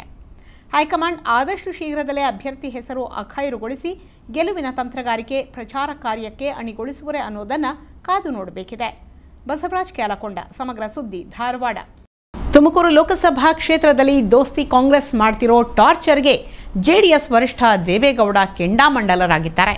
ಮೈತ್ರಿ ಧರ್ಮ ಪಾಲಿಸ್ತಾ ಇಲ್ಲ, ಇಷ್ಟೆಲ್ಲ ಆಗಿದ್ರೂ ಸಿದ್ದರಾಮಯ್ಯ, ಪರಮೇಶ್ವರ್, ಗುಂಡೂರಾವ್ ಏನು ಮಾಡ್ತಿದ್ದಾರೆ ಅಂತ ಕಾಂಗ್ರೆಸ್ ಹೈಕಮಾಂಡ್ಗೆ ಪ್ರಶ್ನೆಗಳ ಸುರಿಮಳೆ ಸುರಿಸಿದ್ದಾರೆ. ತುಮಕೂರು ಲೋಕಸಭಾ ಕ್ಷೇತ್ರದಲ್ಲಿ ಕಾಂಗ್ರೆಸ್ ಅಭ್ಯರ್ಥಿ ಮುದ್ದಹನುಮೇಗೌಡ ಬಂಡಾಯವೆದ್ದ ಹಿನ್ನೆಲೆಯಲ್ಲಿ ರಾಜ್ಯ ಕೈ ನಾಯಕರ ವಿರುದ್ಧ ಜೆಡಿಎಸ್ ವರಿಷ್ಠ ತುಮಕೂರು ಕ್ಷೇತ್ರದ ಮೈತ್ರಿ ಅಭ್ಯರ್ಥಿ ಎಚ್.ಡಿ. ದೇವೇಗೌಡ ಬೇಸರ ವ್ಯಕ್ತಪಡಿಸಿದ್ದಾರೆ. ತುಮಕೂರು ಕ್ಷೇತ್ರದಲ್ಲಿ ಮುದ್ದಹನುಮೇಗೌಡ ಬಂಡಾಯ ಅಭ್ಯರ್ಥಿಯಾಗಿದ್ದಾರೆ. ಮತ್ತೊಂದೆಡೆ ಕೆ.ಎನ್. ರಾಜಣ್ಣ ಮೈತ್ರಿ ಧರ್ಮ ಮರೆತು ತನ್ನ ವಿರುದ್ಧ ಮಾತನಾಡುತ್ತಿದ್ದಾರೆ. Those 8 seats are going to be filed by the JDS candidates. Don't argue what X says, Y says. See, that's not the issue now. The High Command has given 20 seats, and for Congress they have allotted 20 seats. To Congress, for us 8 seats. We are going to contest in those. ಇಷ್ಟೆಲ್ಲ ಆಗುತ್ತಿದ್ರೂ ಸಿದ್ದರಾಮಯ್ಯ ಆದಿಯಾಗಿ ಯಾರೂ ಗಮನ ಹರಿಸ್ತಾ ಇಲ್ಲ. ಆರಂಭದಲ್ಲೇ ಈ ಸಮಸ್ಯೆ ಬಗೆಹರಿಸಿದರೆ ಒಳ್ಳೆಯದು, ಇಲ್ಲದೇ ಇದ್ದಲ್ಲಿ ಚುನಾವಣಾ ಫಲಿತಾಂಶದ ಮೇಲೆ ಪರಿಣಾಮ ಬೀರಲಿದೆ ಅಂತ ಅವರು ಹೇಳಿದ್ದಾರೆನ್ನಲಾಗಿದೆ. ಅದೇ ರೀತಿ ಮಂಡ್ಯದಲ್ಲೂ ಸ್ಥಳೀಯ ಕೈ ಮುಖಂಡರಿಂದ ಸೂಕ್ತ ಸಹಕಾರ ಸಿಕ್ತಿಲ್ಲ ಅಂತ ರಾಜ್ಯ ಕಾಂಗ್ರೆಸ್ ಉಸ್ತುವಾರಿಗೆ ದೂರವಾಣಿ ಕರೆ ಮಾಡಿ ಎಚ್.ಡಿ. ದೇವೇಗೌಡರು ಅಸಮಾಧಾನ ವ್ಯಕ್ತಪಡಿಸಿದ್ದಾರೆ ಅಂತ ತಿಳಿದು ಬಂದಿದೆ. ಬಾಬು ಖಾನ್, ಸಮಗ್ರ ಸುದ್ದಿ, ತುಮಕೂರು. ಈ ಶಾಲೆ ಅಪಾಯದ ಅಂಚಿನಲ್ಲಿ ಇದೆ ಅಂತ ಅಧಿಕಾರಿಗಳಿಗೆ ಗೊತ್ತಿದೆ. ಆದರೂ ಇದರ ಬಗ್ಗೆ ಕ್ರಮ ಕೈಗೊಳ್ಳದೆ ಭರವಸೆ ಕೊಡೋದ್ರಲ್ಲೇ ರಾಜಕಾರಣಿಗಳಿಗಿಂತ ಒಂದು ಕೈ ಮೇಲು ಎನ್ನುವಂತೆ ವರ್ತಿಸುತ್ತಿದ್ದಾರೆ ಇಲ್ಲಿನ ಅಧಿಕಾರಿಗಳು. ಅಂದಹಾಗೆ ಏನಿದು ಅಧಿಕಾರಿಗಳ ಭರವಸೆಯ ಕಥೆ ಅಂತೀರಾ? ನೀವೇ ನೋಡಿ. ಹೌದು, ಕಲಬುರಗಿ ಜಿಲ್ಲೆಯ ಚಿತ್ತಾಪುರ ತಾಲೂಕಿನಲ್ಲಿ ಶಾಲೆ ಮತ್ತು ಅಂಗನವಾಡಿ ಎರಡೂ ಇವೆ. ಅಲ್ಲದೆ ಇದು ಏಕ ಕಮಾನ ಶಾಲೆ. ಇಲ್ಲಿ ಅಂಗನವಾಡಿ ಮತ್ತು 1ರಿಂದ 5ನೇ ತರಗತಿ ಶಾಲೆ ಒಟ್ಟಿಗೆ ಇವೆ. ಆದರೆ ಈಗ ಇದೇ ಅಂಗನವಾಡಿ ಮತ್ತು ಪ್ರಾಥಮಿಕ ಶಾಲೆ ಅಪಾಯದ ಅಂಚಿನಲ್ಲಿವೆ. ಸದ್ಯ ಶಾಲೆಯ ಗೋಡೆ ಸೀಳುತ್ತಿದ್ದು ಇದು ಯಾರ ತಲೆ ಮೇಲೆ ಬೀಳುತ್ತೆ ಅಂತ ಹೇಳಲು ಸಾಧ್ಯವಿಲ್ಲ. ಅದರಲ್ಲೂ ಅಂಗನವಾಡಿ ಅಡುಗೆ ಕೋಣೆ ಹದಗೆಟ್ಟು ಹೋಗಿದೆ. ಅಲ್ಲಿ ಆಹಾರ ಪದಾರ್ಥಗಳಿಗಿಂತ ಮದ್ಯದ ಬಾಟಲ್ಗಳೇ ಕಾಣಸಿಗುತ್ತವೆ. ಇನ್ನು ಇನ್ನೊಂದು ಕಡೆ ಆಶಾರ ಮಹಲ್ಲಾ ಎಂಬ ಅಂಗನವಾಡಿಯಲ್ಲಿಯೂ ಕೂಡ ಅಡುಗೆ ಕೋಣೆ ಬಿದ್ದು ಹೋಗಿದೆ. ಜೊತೆಗೆ ಈ ಅಂಗನವಾಡಿ ಪಕ್ಕದಲ್ಲಿ ಮಕ್ಕಳಿಗೆ ಹಾಗೂ ಸಾರ್ವಜನಿಕರಿಗೆ ಅನುಕೂಲವಾಗಲೆಂದು ಹಾಕಲಾಗಿದ್ದ ಬೋರ್ವೆಲ್ ಕೂಡ ಕೆಟ್ಟು ಹೋಗಿದೆ. ವಿಪರ್ಯಾಸವೆಂದರೆ ಇದು ಶಾಲೆಯವರ ಗಮನಕ್ಕೆ ಬಂದರೂ ನೋಡೋಣ ಅಂತ ಸಬೂಬು ಅವರ ಕಡೆಯಿಂದ ಬರುತ್ತೆ. ಒಟ್ಟಿನಲ್ಲಿ ಶಾಲೆಯ ಅವ್ಯವಸ್ಥೆಯನ್ನು ಸರಿಪಡಿಸಿ ಅಂಗನವಾಡಿಯಲ್ಲಿ ಕುಡಿದು ಕುಪ್ಪಳಿಸುವ ಪುಂಡರ ವಿರುದ್ಧ ಈಗಲಾದರೂ ಅಧಿಕಾರಿಗಳು ಕ್ರಮ ಕೈಗೊಳ್ಳಬೇಕಾಗಿದೆ. ವಿನಾಯಕಹಳ್ಳಿ, ಸಮಗ್ರ ಸುದ್ದಿ, ಚಿತ್ತಾಪುರ. ಜೆಡಿಎಸ್ ನಾಯಕ ಪ್ರಭಾಕರ ರೆಡ್ಡಿ ಮತ್ತೆ ಜೈಲು ಸೇರಿದ್ದಾರೆ. ಅಂದಹಾಗೆ ಐಟಿ ಇಲಾಖೆ ತೆರಿಗೆ ವಸೂಲಿ ಸೆಕ್ಷನ್ನಿಂದ ವಾರೆಂಟ್ ಜಾರಿಯಾದ ಹಿನ್ನೆಲೆಯಲ್ಲಿ ಪ್ರಭಾಕರ್ ರೆಡ್ಡಿಯನ್ನ ಹೈಗ್ರೌಂಡ್ಸ್ ಪೊಲೀಸರು ಬಂಧಿಸಿದ್ದಾರೆ. ಕೋಟ್ಯಂತರ ರೂಪಾಯಿ ತೆರಿಗೆ ವಂಚನೆ ಆರೋಪದ ಹಿನ್ನೆಲೆಯಲ್ಲಿ ಜೆಡಿಎಸ್ ಮುಖಂಡ ಹಾಗೂ ಉದ್ಯಮಿ ಪ್ರಭಾಕರ್ ರೆಡ್ಡಿಯನ್ನು ಬೆಂಗಳೂರಿನ ಹೈಗ್ರೌಂಡ್ಸ್ ಪೊಲೀಸರು ಬಂಧಿಸಿದ್ದಾರೆ. ಪ್ರಭಾಕರ ರೆಡ್ಡಿ ವಿರುದ್ಧ ಕೋಟ್ಯಂತರ ರೂಪಾಯಿ ತೆರಿಗೆ ವಂಚನೆ ಆರೋಪ ಕೇಳಿಬಂದಿತ್ತು. ಐಟಿ ಇಲಾಖೆ ತೆರಿಗೆ ವಸೂಲಿ ಸೆಕ್ಷನ್ನಿಂದ ವಾರೆಂಟ್ ಜಾರಿಯಾಗಿತ್ತು. ಇನ್ನು ವಾರೆಂಟ್ ಜಾರಿ ಹಿನ್ನೆಲೆಯಲ್ಲಿ ಪ್ರಭಾಕರ್ ರೆಡ್ಡಿಯನ್ನು ಪೊಲೀಸರು ಬಂಧಿಸಿದರು. ಈ ಹಿಂದೆ ಅಕ್ರಮ ಭೂ ಕಬಳಿಕೆ, ಭೂ ಒತ್ತುವರಿಗಳ ಪ್ರಕರಣದಲ್ಲಿ ರೆಡ್ಡಿ, ಸಿಸಿಬಿ ಪೊಲೀಸರು ಪ್ರಭಾಕರ್ ರೆಡ್ಡಿಯನ್ನು ಬಂಧಿಸಿದ್ದರು. ರಾಜು, ಸಮಗ್ರ ಸುದ್ದಿ, ಬೆಂಗಳೂರು. ಬೆಂಗಳೂರು ಲೋಕಸಭಾ ಕ್ಷೇತ್ರಗಳ ಕಾಂಗ್ರೆಸ್ ಅಭ್ಯರ್ಥಿಗಳೆಲ್ಲ ಇವತ್ತು ಆರ್ಚ್ ಬಿಷಪ್ರನ್ನ ಭೇಟಿ ಮಾಡಿ ಆಶೀರ್ವಾದ ಪಡೆದಿದ್ದಾರೆ. ಸಚಿವ ಕೆಜೆ ಜಾರ್ಜ್ ನೇತೃತ್ವದಲ್ಲಿ ಆರ್ಚ್ ಬಿಷಪ್ರನ್ನ ಭೇಟಿ ಮಾಡಿದ ಎಲ್ಲ ಅಭ್ಯರ್ಥಿಗಳು ಕೆಲ ಹೊತ್ತು ಚರ್ಚೆ ನಡೆಸಿದ್ದಾರೆ. ಹೌದು, ಬೆಂಗಳೂರು ಕೇಂದ್ರ ಲೋಕಸಭಾ ಕ್ಷೇತ್ರದ ಅಭ್ಯರ್ಥಿ ರಿಜ್ವಾನ್ ಅರ್ಷದ್, ಉತ್ತರ ಕ್ಷೇತ್ರದ ಅಭ್ಯರ್ಥಿ ಕೃಷ್ಣ ಭೈರೇಗೌಡ, ದಕ್ಷಿಣ ಅಭ್ಯರ್ಥಿ ಬಿಕೆ ಹರಿಪ್ರಸಾದ್ ಇವತ್ತು ಸಚಿವ ಕೆಜೆ ಜಾರ್ಜ್ ನೇತೃತ್ವದಲ್ಲಿ ನಗರದ ಬಿಷಪ್ ಹೌಸ್ಗೆ ಭೇಟಿ ನೀಡಿದರು. ಈ ಭೇಟಿ ವೇಳೆ ಆರ್ಚ್ ಬಿಷಪ್ರ ಬಳಿ 3 ಅಭ್ಯರ್ಥಿಗಳು ಆಶೀರ್ವಾದ ಪಡೆದರು. ಅಲ್ಲದೆ ಆರ್ಚ್ ಬಿಷಪ್ರ ಜೊತೆ ಎಲ್ಲ ಅಭ್ಯರ್ಥಿಗಳು ಕೆಲ ಹೊತ್ತು ಚರ್ಚೆ ನಡೆಸಿದರು. ಇದೇ ವೇಳೆ ಸುದ್ದಿಗಾರರೊಂದಿಗೆ ಮಾತನಾಡಿದ ಅಭ್ಯರ್ಥಿ ರಿಜ್ವಾನ್ ಅರ್ಷದ್, ನಮ್ಮ ನೇರ ಹಣಾಹಣಿ ಬಿಜೆಪಿ ವಿರುದ್ಧ. ನಾನಿನ್ನೂ ಯುವಕ, ನನಗೆ ಜನ ಮತ ನೀಡಿ ಸಂಸದನಾಗಿ ಆಯ್ಕೆ ಮಾಡುತ್ತಾರೆ ಎಂಬ ವಿಶ್ವಾಸವಿದೆ. ಜೊತೆಗೆ ಬೆಂಗಳೂರು ನಗರದಲ್ಲಿ ಇಲ್ಲಿಯವರೆಗೂ 2-3 ಬಾರಿ ಗೆದ್ದವರು ಯಾವುದೇ ರೀತಿಯ ಅಭಿವೃದ್ಧಿ ಮಾಡಿಲ್ಲ.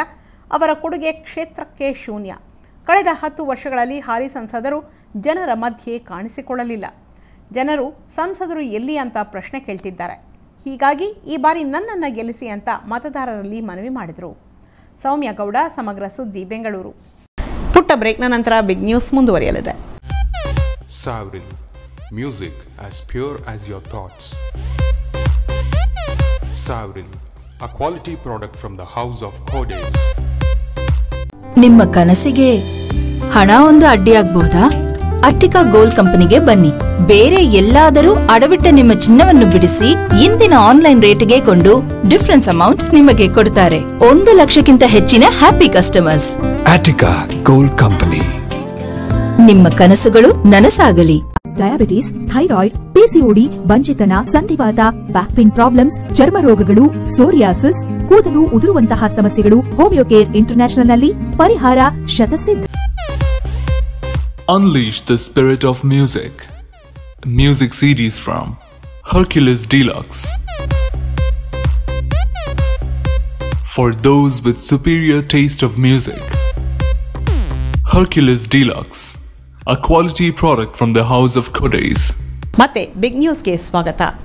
ಇನ್ನೊಂದು ಬಸ್ ಜೊತೆ ಪೈಪೋಟಿ ನಡೆಸುವ ಸಂದರ್ಭದಲ್ಲಿ ಮುಂದಿದ್ದ ಆಟೋ ಓವರ್ಟೇಕ್ ಮಾಡಲು ಹೋದ ಬಿಎಂಟಿಸಿ ಬಸ್ ಫ್ಲೈಓವರ್ನಿಂದ ಉರುಳಿ ಬಿದ್ದ ಘಟನೆ ಬೆಂಗಳೂರಿನಲ್ಲಿ ನಡೆದಿದೆ. ಅದೃಷ್ಟವಶಾತ್ ಘಟನೆಯಲ್ಲಿ ಯಾವುದೇ ಪ್ರಾಣಾಪಾಯ ಸಂಭವಿಸಿಲ್ಲ. ಆದರೆ 12 ಮಂದಿ ಗಂಭೀರವಾಗಿ ಗಾಯಗೊಂಡು ಆಸ್ಪತ್ರೆಗೆ ದಾಖಲಾಗಿದ್ದಾರೆ. ಫ್ಲೈಓವರ್ ಹತ್ತುವಾಗ ಬಿಎಂಟಿಸಿ ಬಸ್ ಪಲ್ಟಿಯಾಗಿರುವ ಘಟನೆ ಬೆಂಗಳೂರಿನ ರಾಜಾಜಿನಗರ 1ನೇ ಬ್ಲಾಕ್ನಲ್ಲಿ ನಡೆದಿದೆ. ಪಲ್ಟಿಯಾಗಿರುವ ಬಿಎಂಟಿಸಿ ಬಸ್ ಫ್ಲೈಓವರ್ ಬಳಿ ಹತ್ತುವಾಗ ಡಿವೈಡರ್ಗೆ ಡಿಕ್ಕಿ ಹೊಡೆದ ಪರಿಣಾಮ ಬಸ್ ಪಲ್ಟಿಯಾಗಿದೆ. ಸದ್ಯ ಘಟನೆ ಪರಿಣಾಮ ಡ್ರೈವರ್ ಸ್ಥಿತಿ ಗಂಭೀರವಾಗಿದ್ದು ಬಸ್ನಲ್ಲಿ 25 ಜನ ಪ್ರಯಾಣಿಸುತ್ತಿದ್ದರು ಎನ್ನಲಾಗಿದೆ. ಇದರಲ್ಲಿ 8 ಜನರಿಗೆ ಸಣ್ಣ ಪುಟ್ಟ ಗಾಯಗಳಾಗಿದ್ದು ಗಾಯಾಳುಗಳನ್ನು ಅಲ್ಲಿನ ಫೋರ್ಟಿಸ್ ಆಸ್ಪತ್ರೆಗೆ ಚಿಕಿತ್ಸೆಗಾಗಿ ಶಿಫ್ಟ್ ಮಾಡಲಾಗಿದೆ. ಇನ್ನು ಘಟನಾ ಸ್ಥಳಕ್ಕೆ ರಾಜಾಜಿನಗರ ಪೊಲೀಸರು ಭೇಟಿ ನೀಡಿದ್ದು ಪರಿಶೀಲನೆ ನಡೆಸಿದರು. ವೆಹಿಕಲ್ ಇನ್ಸ್ಪೆಕ್ಟ್ ಮಾಡಿ ವೆಹಿಕಲ್ಗೆ ಏನು ಬಂದರು ಹೇಳಿದ್ರ ಬಗ್ಗೆ, ಬಟ್ ಇಲ್ಲಿ ವಿಸಿಬಲ್ ಆಗಿ ನಾನು ಬಂದು ನೋಡುವಾಗ ವೆಹಿಕಲ್ ಬಂದು ಮೀಡಿಯನ್ ಇದು ಗೊತ್ತಿದೆ. ಅಲ್ಲಿಂದ ಬರುವಾಗ right side wheel exactly median ಗೊತ್ತು, ಮೀಡಿಯನ್ ಡ್ಯಾಮೇಜ್ ಆಗಿದೆ. ಎಲ್ಲ ಫೋಟೋಗ್ರಾಫ್ ವಿಡಿಯೋಗ್ರಾಫ್ ಎಲ್ಲ ಕಂಪ್ಲೀಟಾಗಿ ಮಾಡಿದ್ವಿ. ಇನ್ವೆಸ್ಟಿಗೇಷನ್ ಆಸ್ಪೆಕ್ಟಿಗೆ ನಾನು ಏನೇನು ಎವಿಡೆನ್ಸಸ್ ಕಲೆಕ್ಟ್ ಮಾಡಬೇಕು ಆಸ್ಪೆಕ್ಟ್ ಕಲೆಕ್ಟ್ ಮಾಡಿದ್ವಿ. ಅಲ್ಲದೆ ಸ್ಥಳೀಯ ಪ್ರತ್ಯಕ್ಷದರ್ಶಿ ಹೇಳುವ ಪ್ರಕಾರ ಬಸ್ ಪೈಪೋಟಿಗೆ ಬಿದ್ದು ಈ ರೀತಿಯಾಗಿದೆಯಂತೆ. ಜೊತೆಗೆ ಇನ್ನೊಂದು ಬಸ್ ಜೊತೆ ಪೈಪೋಟಿ ನಡೆಸುವ ಸಂದರ್ಭದಲ್ಲಿ ಮುಂದಿದ್ದ ಆಟೋ ಓವರ್ಟೇಕ್ ಮಾಡಲು ಹೋದಾಗ ಬಿಎಂಟಿಸಿ ಬಸ್ ಫ್ಲೈಓವರ್ನಿಂದ ಉರುಳಿ ಬಿದ್ದಿದೆ. ಹಾಗೆ ರಾಜಾಜಿನಗರ ಮಾರ್ಗವಾಗಿ ಕಾವಲ್ ಭೈರಸಂದ್ರ ಕಡೆ ಬಸ್ ತೆರಳುತ್ತಾ ಇತ್ತು. ಈ ವೇಳೆ ಘಟನೆ ನಡೆದಿದೆ. ಹಾಗಾಗಿ ಪೊಲೀಸರು ಸಂಪೂರ್ಣ ತನಿಖೆಯಲ್ಲಿ ತೊಡಗಿದ್ದಾರೆ. ಇದಾದ ಬಳಿಕ ಸ್ಥಳಕ್ಕೆ ಆಗಮಿಸಿದ ಬೆಂಗಳೂರು ಸಂಚಾರಿ ವಿಭಾಗದ ಹೆಚ್ಚುವರಿ ಪೊಲೀಸ್ ಆಯುಕ್ತ ಪಿ ಹರಿಶೇಖರನ್ ಬೆಳಿಗ್ಗೆ 10:30 ವೇಳೆಗೆ ರಾಜಾಜಿನಗರ ಫಸ್ಟ್ ಬ್ಲಾಕ್ ಬಳಿ ಬಸ್ ಅಪಘಾತವಾಗಿದೆ. ಘಟನೆಯಲ್ಲಿ ಅಜ್ಜಿಯೊಬ್ಬರಿಗೆ ಗಂಭೀರ ಗಾಯವಾಗಿದೆ. ಈ ವೇಳೆ ಡ್ರೈವರ್ಗೂ ಗಾಯವಾಗಿದೆ. ಅವರಿಗೆ ಆಸ್ಪತ್ರೆಯಲ್ಲಿ ಚಿಕಿತ್ಸೆ ನೀಡಲಾಗ್ತಾ ಇದೆ ಅಂತ ತಿಳಿಸಿದರು. ಈ ನಡುವೆ ಘಟನಾ ಸ್ಥಳಕ್ಕೆ ಆಗಮಿಸಿದ್ದ ಸ್ಥಳೀಯ ಶಾಸಕ ಗೋಪಾಲಯ್ಯ ಬಸ್ನಲ್ಲಿ ಒಟ್ಟು 23 ಜನರು ಪ್ರಯಾಣಿಕರು ಇದ್ದರು. ಈ ಪೈಕಿ 11 ಜನರಿಗೆ ಗಾಯವಾಗಿದೆ. ಸದ್ಯ ಅವರಿಗೆಲ್ಲ ಕೆಸಿ ಜನರಲ್ ಮತ್ತು ಫೋರ್ಟಿಸ್ ಆಸ್ಪತ್ರೆಯಲ್ಲಿ ಚಿಕಿತ್ಸೆ ಕೊಡಲಾಗ್ತಾ ಇದೆ. ಯಾರ ಜೀವಕ್ಕೂ ಅಪಾಯ ಇಲ್ಲ ಅಂತ ಮಾಹಿತಿ ನೀಡಿದರು. ಗೌತಮ್, ಸಮಗ್ರ ಸುದ್ದಿ, ಬೆಂಗಳೂರು. ಇಂದು ಬೆಳ್ಳಂಬೆಳಿಗ್ಗೆ ಸರಗಳ್ಳರ ಮೇಲೆ ಪೊಲೀಸರು ಫೈರಿಂಗ್ ಮಾಡಿದ್ದಾರೆ. ಬೆಂಗಳೂರಿನ ನಗರದ ಸೋಲದಿವನಹಳ್ಳಿ ಬಳಿ ಸ್ಥಳ ಮಹಜರಿಗೆ ಕರೆದೊಯ್ದಾಗ ಖದೀಮರು ಬಾಲ ಬಿಚ್ಚಿದಾಗ ಪೊಲೀಸರು ಗುಂಡು ಹಾರಿಸಿದ್ದಾರೆ. ಸದ್ಯ ಕಾಲಿಗೆ ಗುಂಡೇಟು ತಿಂದಿರೋ ಖದೀಮರನ್ನ ಆಸ್ಪತ್ರೆಗೆ ದಾಖಲಿಸಲಾಗಿದೆ. ಹೌದು, ಹೀಗೆ ಸ್ಥಳದಲ್ಲಿ ಬಿದ್ದಿರೋ ಖಾಕಿ ಗುಂಡು, ಚಾಕು, ಚೂಪಾದ ಡ್ಯಾಗರ್, ಅಲ್ಲಲ್ಲಿ ತೊಟ್ಟಿಗ್ತಾ ಇರೋ ನೆತ್ತರು, ಸ್ಥಳದಲ್ಲೇ ಮೊಕ್ಕಾಂ ಹೂಡಿ ತಪಾಸಣೆ ನಡೆಸ್ತಾ ಇರೋ ಖಾಕಿ ಪಡೆ, ಜೊತೆಗೆ ಡು ನಾಟ್ ಕ್ರಾಸ್ ಎಂಬಂತಿರೋ ಕ್ರೈಮ್ ಸೀನ್ ಇಷ್ಟೆಲ್ಲ ದೃಶ್ಯಕ್ಕೆ ಕಾರಣವಾಗಿದ್ದು ಇಂದು ಬೆಳಿಗ್ಗೆ ದರೋಡೆಕೋರರ ಮೇಲೆ ಸೋಲದಿವನಹಳ್ಳಿ ಪೊಲೀಸರು ನಡೆಸಿರುವ ಶೂಟೌಟ್. ಅಂದಹಾಗೆ ಖಾಕಿ ಗುಂಡಿಗೆ ಕಾಲು ಸೀಳಿಕೊಂಡು ಆಸ್ಪತ್ರೆ ಪಾಲಾಗಿರೋ ಈ ಆರೋಪಿಗಳ ಹೆಸರು ಚಂದ್ರಶೇಖರ್ ಅಲಿಯಾಸ್ ಚನ್ನ ಹಾಗೂ ದೇವ. ದರೋಡೆ ಪ್ರಕರಣದಲ್ಲಿ ಭಾಗಿಯಾಗಿದ್ದ ಹಿನ್ನೆಲೆಯಲ್ಲಿ ಆರೋಪಿಗಳನ್ನು ಬಂಧಿಸಿದ್ದ ಪೊಲೀಸರು ವೆಪನ್ಸ್ ರಿಕವರಿಗಾಗಿ ಆರೋಪಿಗಳ ಅಡ್ಡೆಯಾಗಿದ್ದ ಆಚಾರ್ಯ ಕಾಲೇಜ್ ಹಿಂಭಾಗದ ರಸ್ತೆಗೆ ಕರೆದೊಯ್ದಿದ್ದಾರೆ. ಈ ವೇಳೆ ಪೊಲೀಸರಿಂದ ತಪ್ಪಿಸಿಕೊಳ್ಳಲು ಚನ್ನ ಹಾಗೂ ದೇವ ಯತ್ನಿಸಿದ್ದಾರೆ. ಹಿಡಿಯಲು ಹೋದ ಸೋಲದೇವನಹಳ್ಳಿ ಪೊಲೀಸ್ ಪೇದೆ ಶಿವಾಜಿರಾವ್ ಹಾಗೂ ಪಿಎಎಸ್ ಬಸಂತ್ ಮೇಲೆ ಸ್ಥಳದಲ್ಲೇ ಇದ್ದ ಮಾರಕಾಸ್ತ್ರಗಳಿಂದ ಹಲ್ಲೆ ಮಾಡಲು ಮುಂದಾಗಿದ್ದಾರೆ. ಈ ವೇಳೆ ಇನ್ಸ್ಪೆಕ್ಟರ್ ವೆಂಕಟಗೌಡ ಆರೋಪಿಗಳಿಗೆ ಶರಣಾಗುವಂತೆ ಸೂಚಿಸಿ ಗಾಳಿಯಲ್ಲಿ ಗುಂಡು ಹಾರಿಸಿದ್ರು. ಆರೋಪಿಗಳು ಶರಣಾಗದೆ ಹಲ್ಲೆಗೆ ಮುಂದಾದಾಗ ಆರೋಪಿಗಳಿಬ್ಬರ ಕಾಲಿಗೆ ಗುಂಡು ಹಾರಿಸಿದ್ದಾರೆ.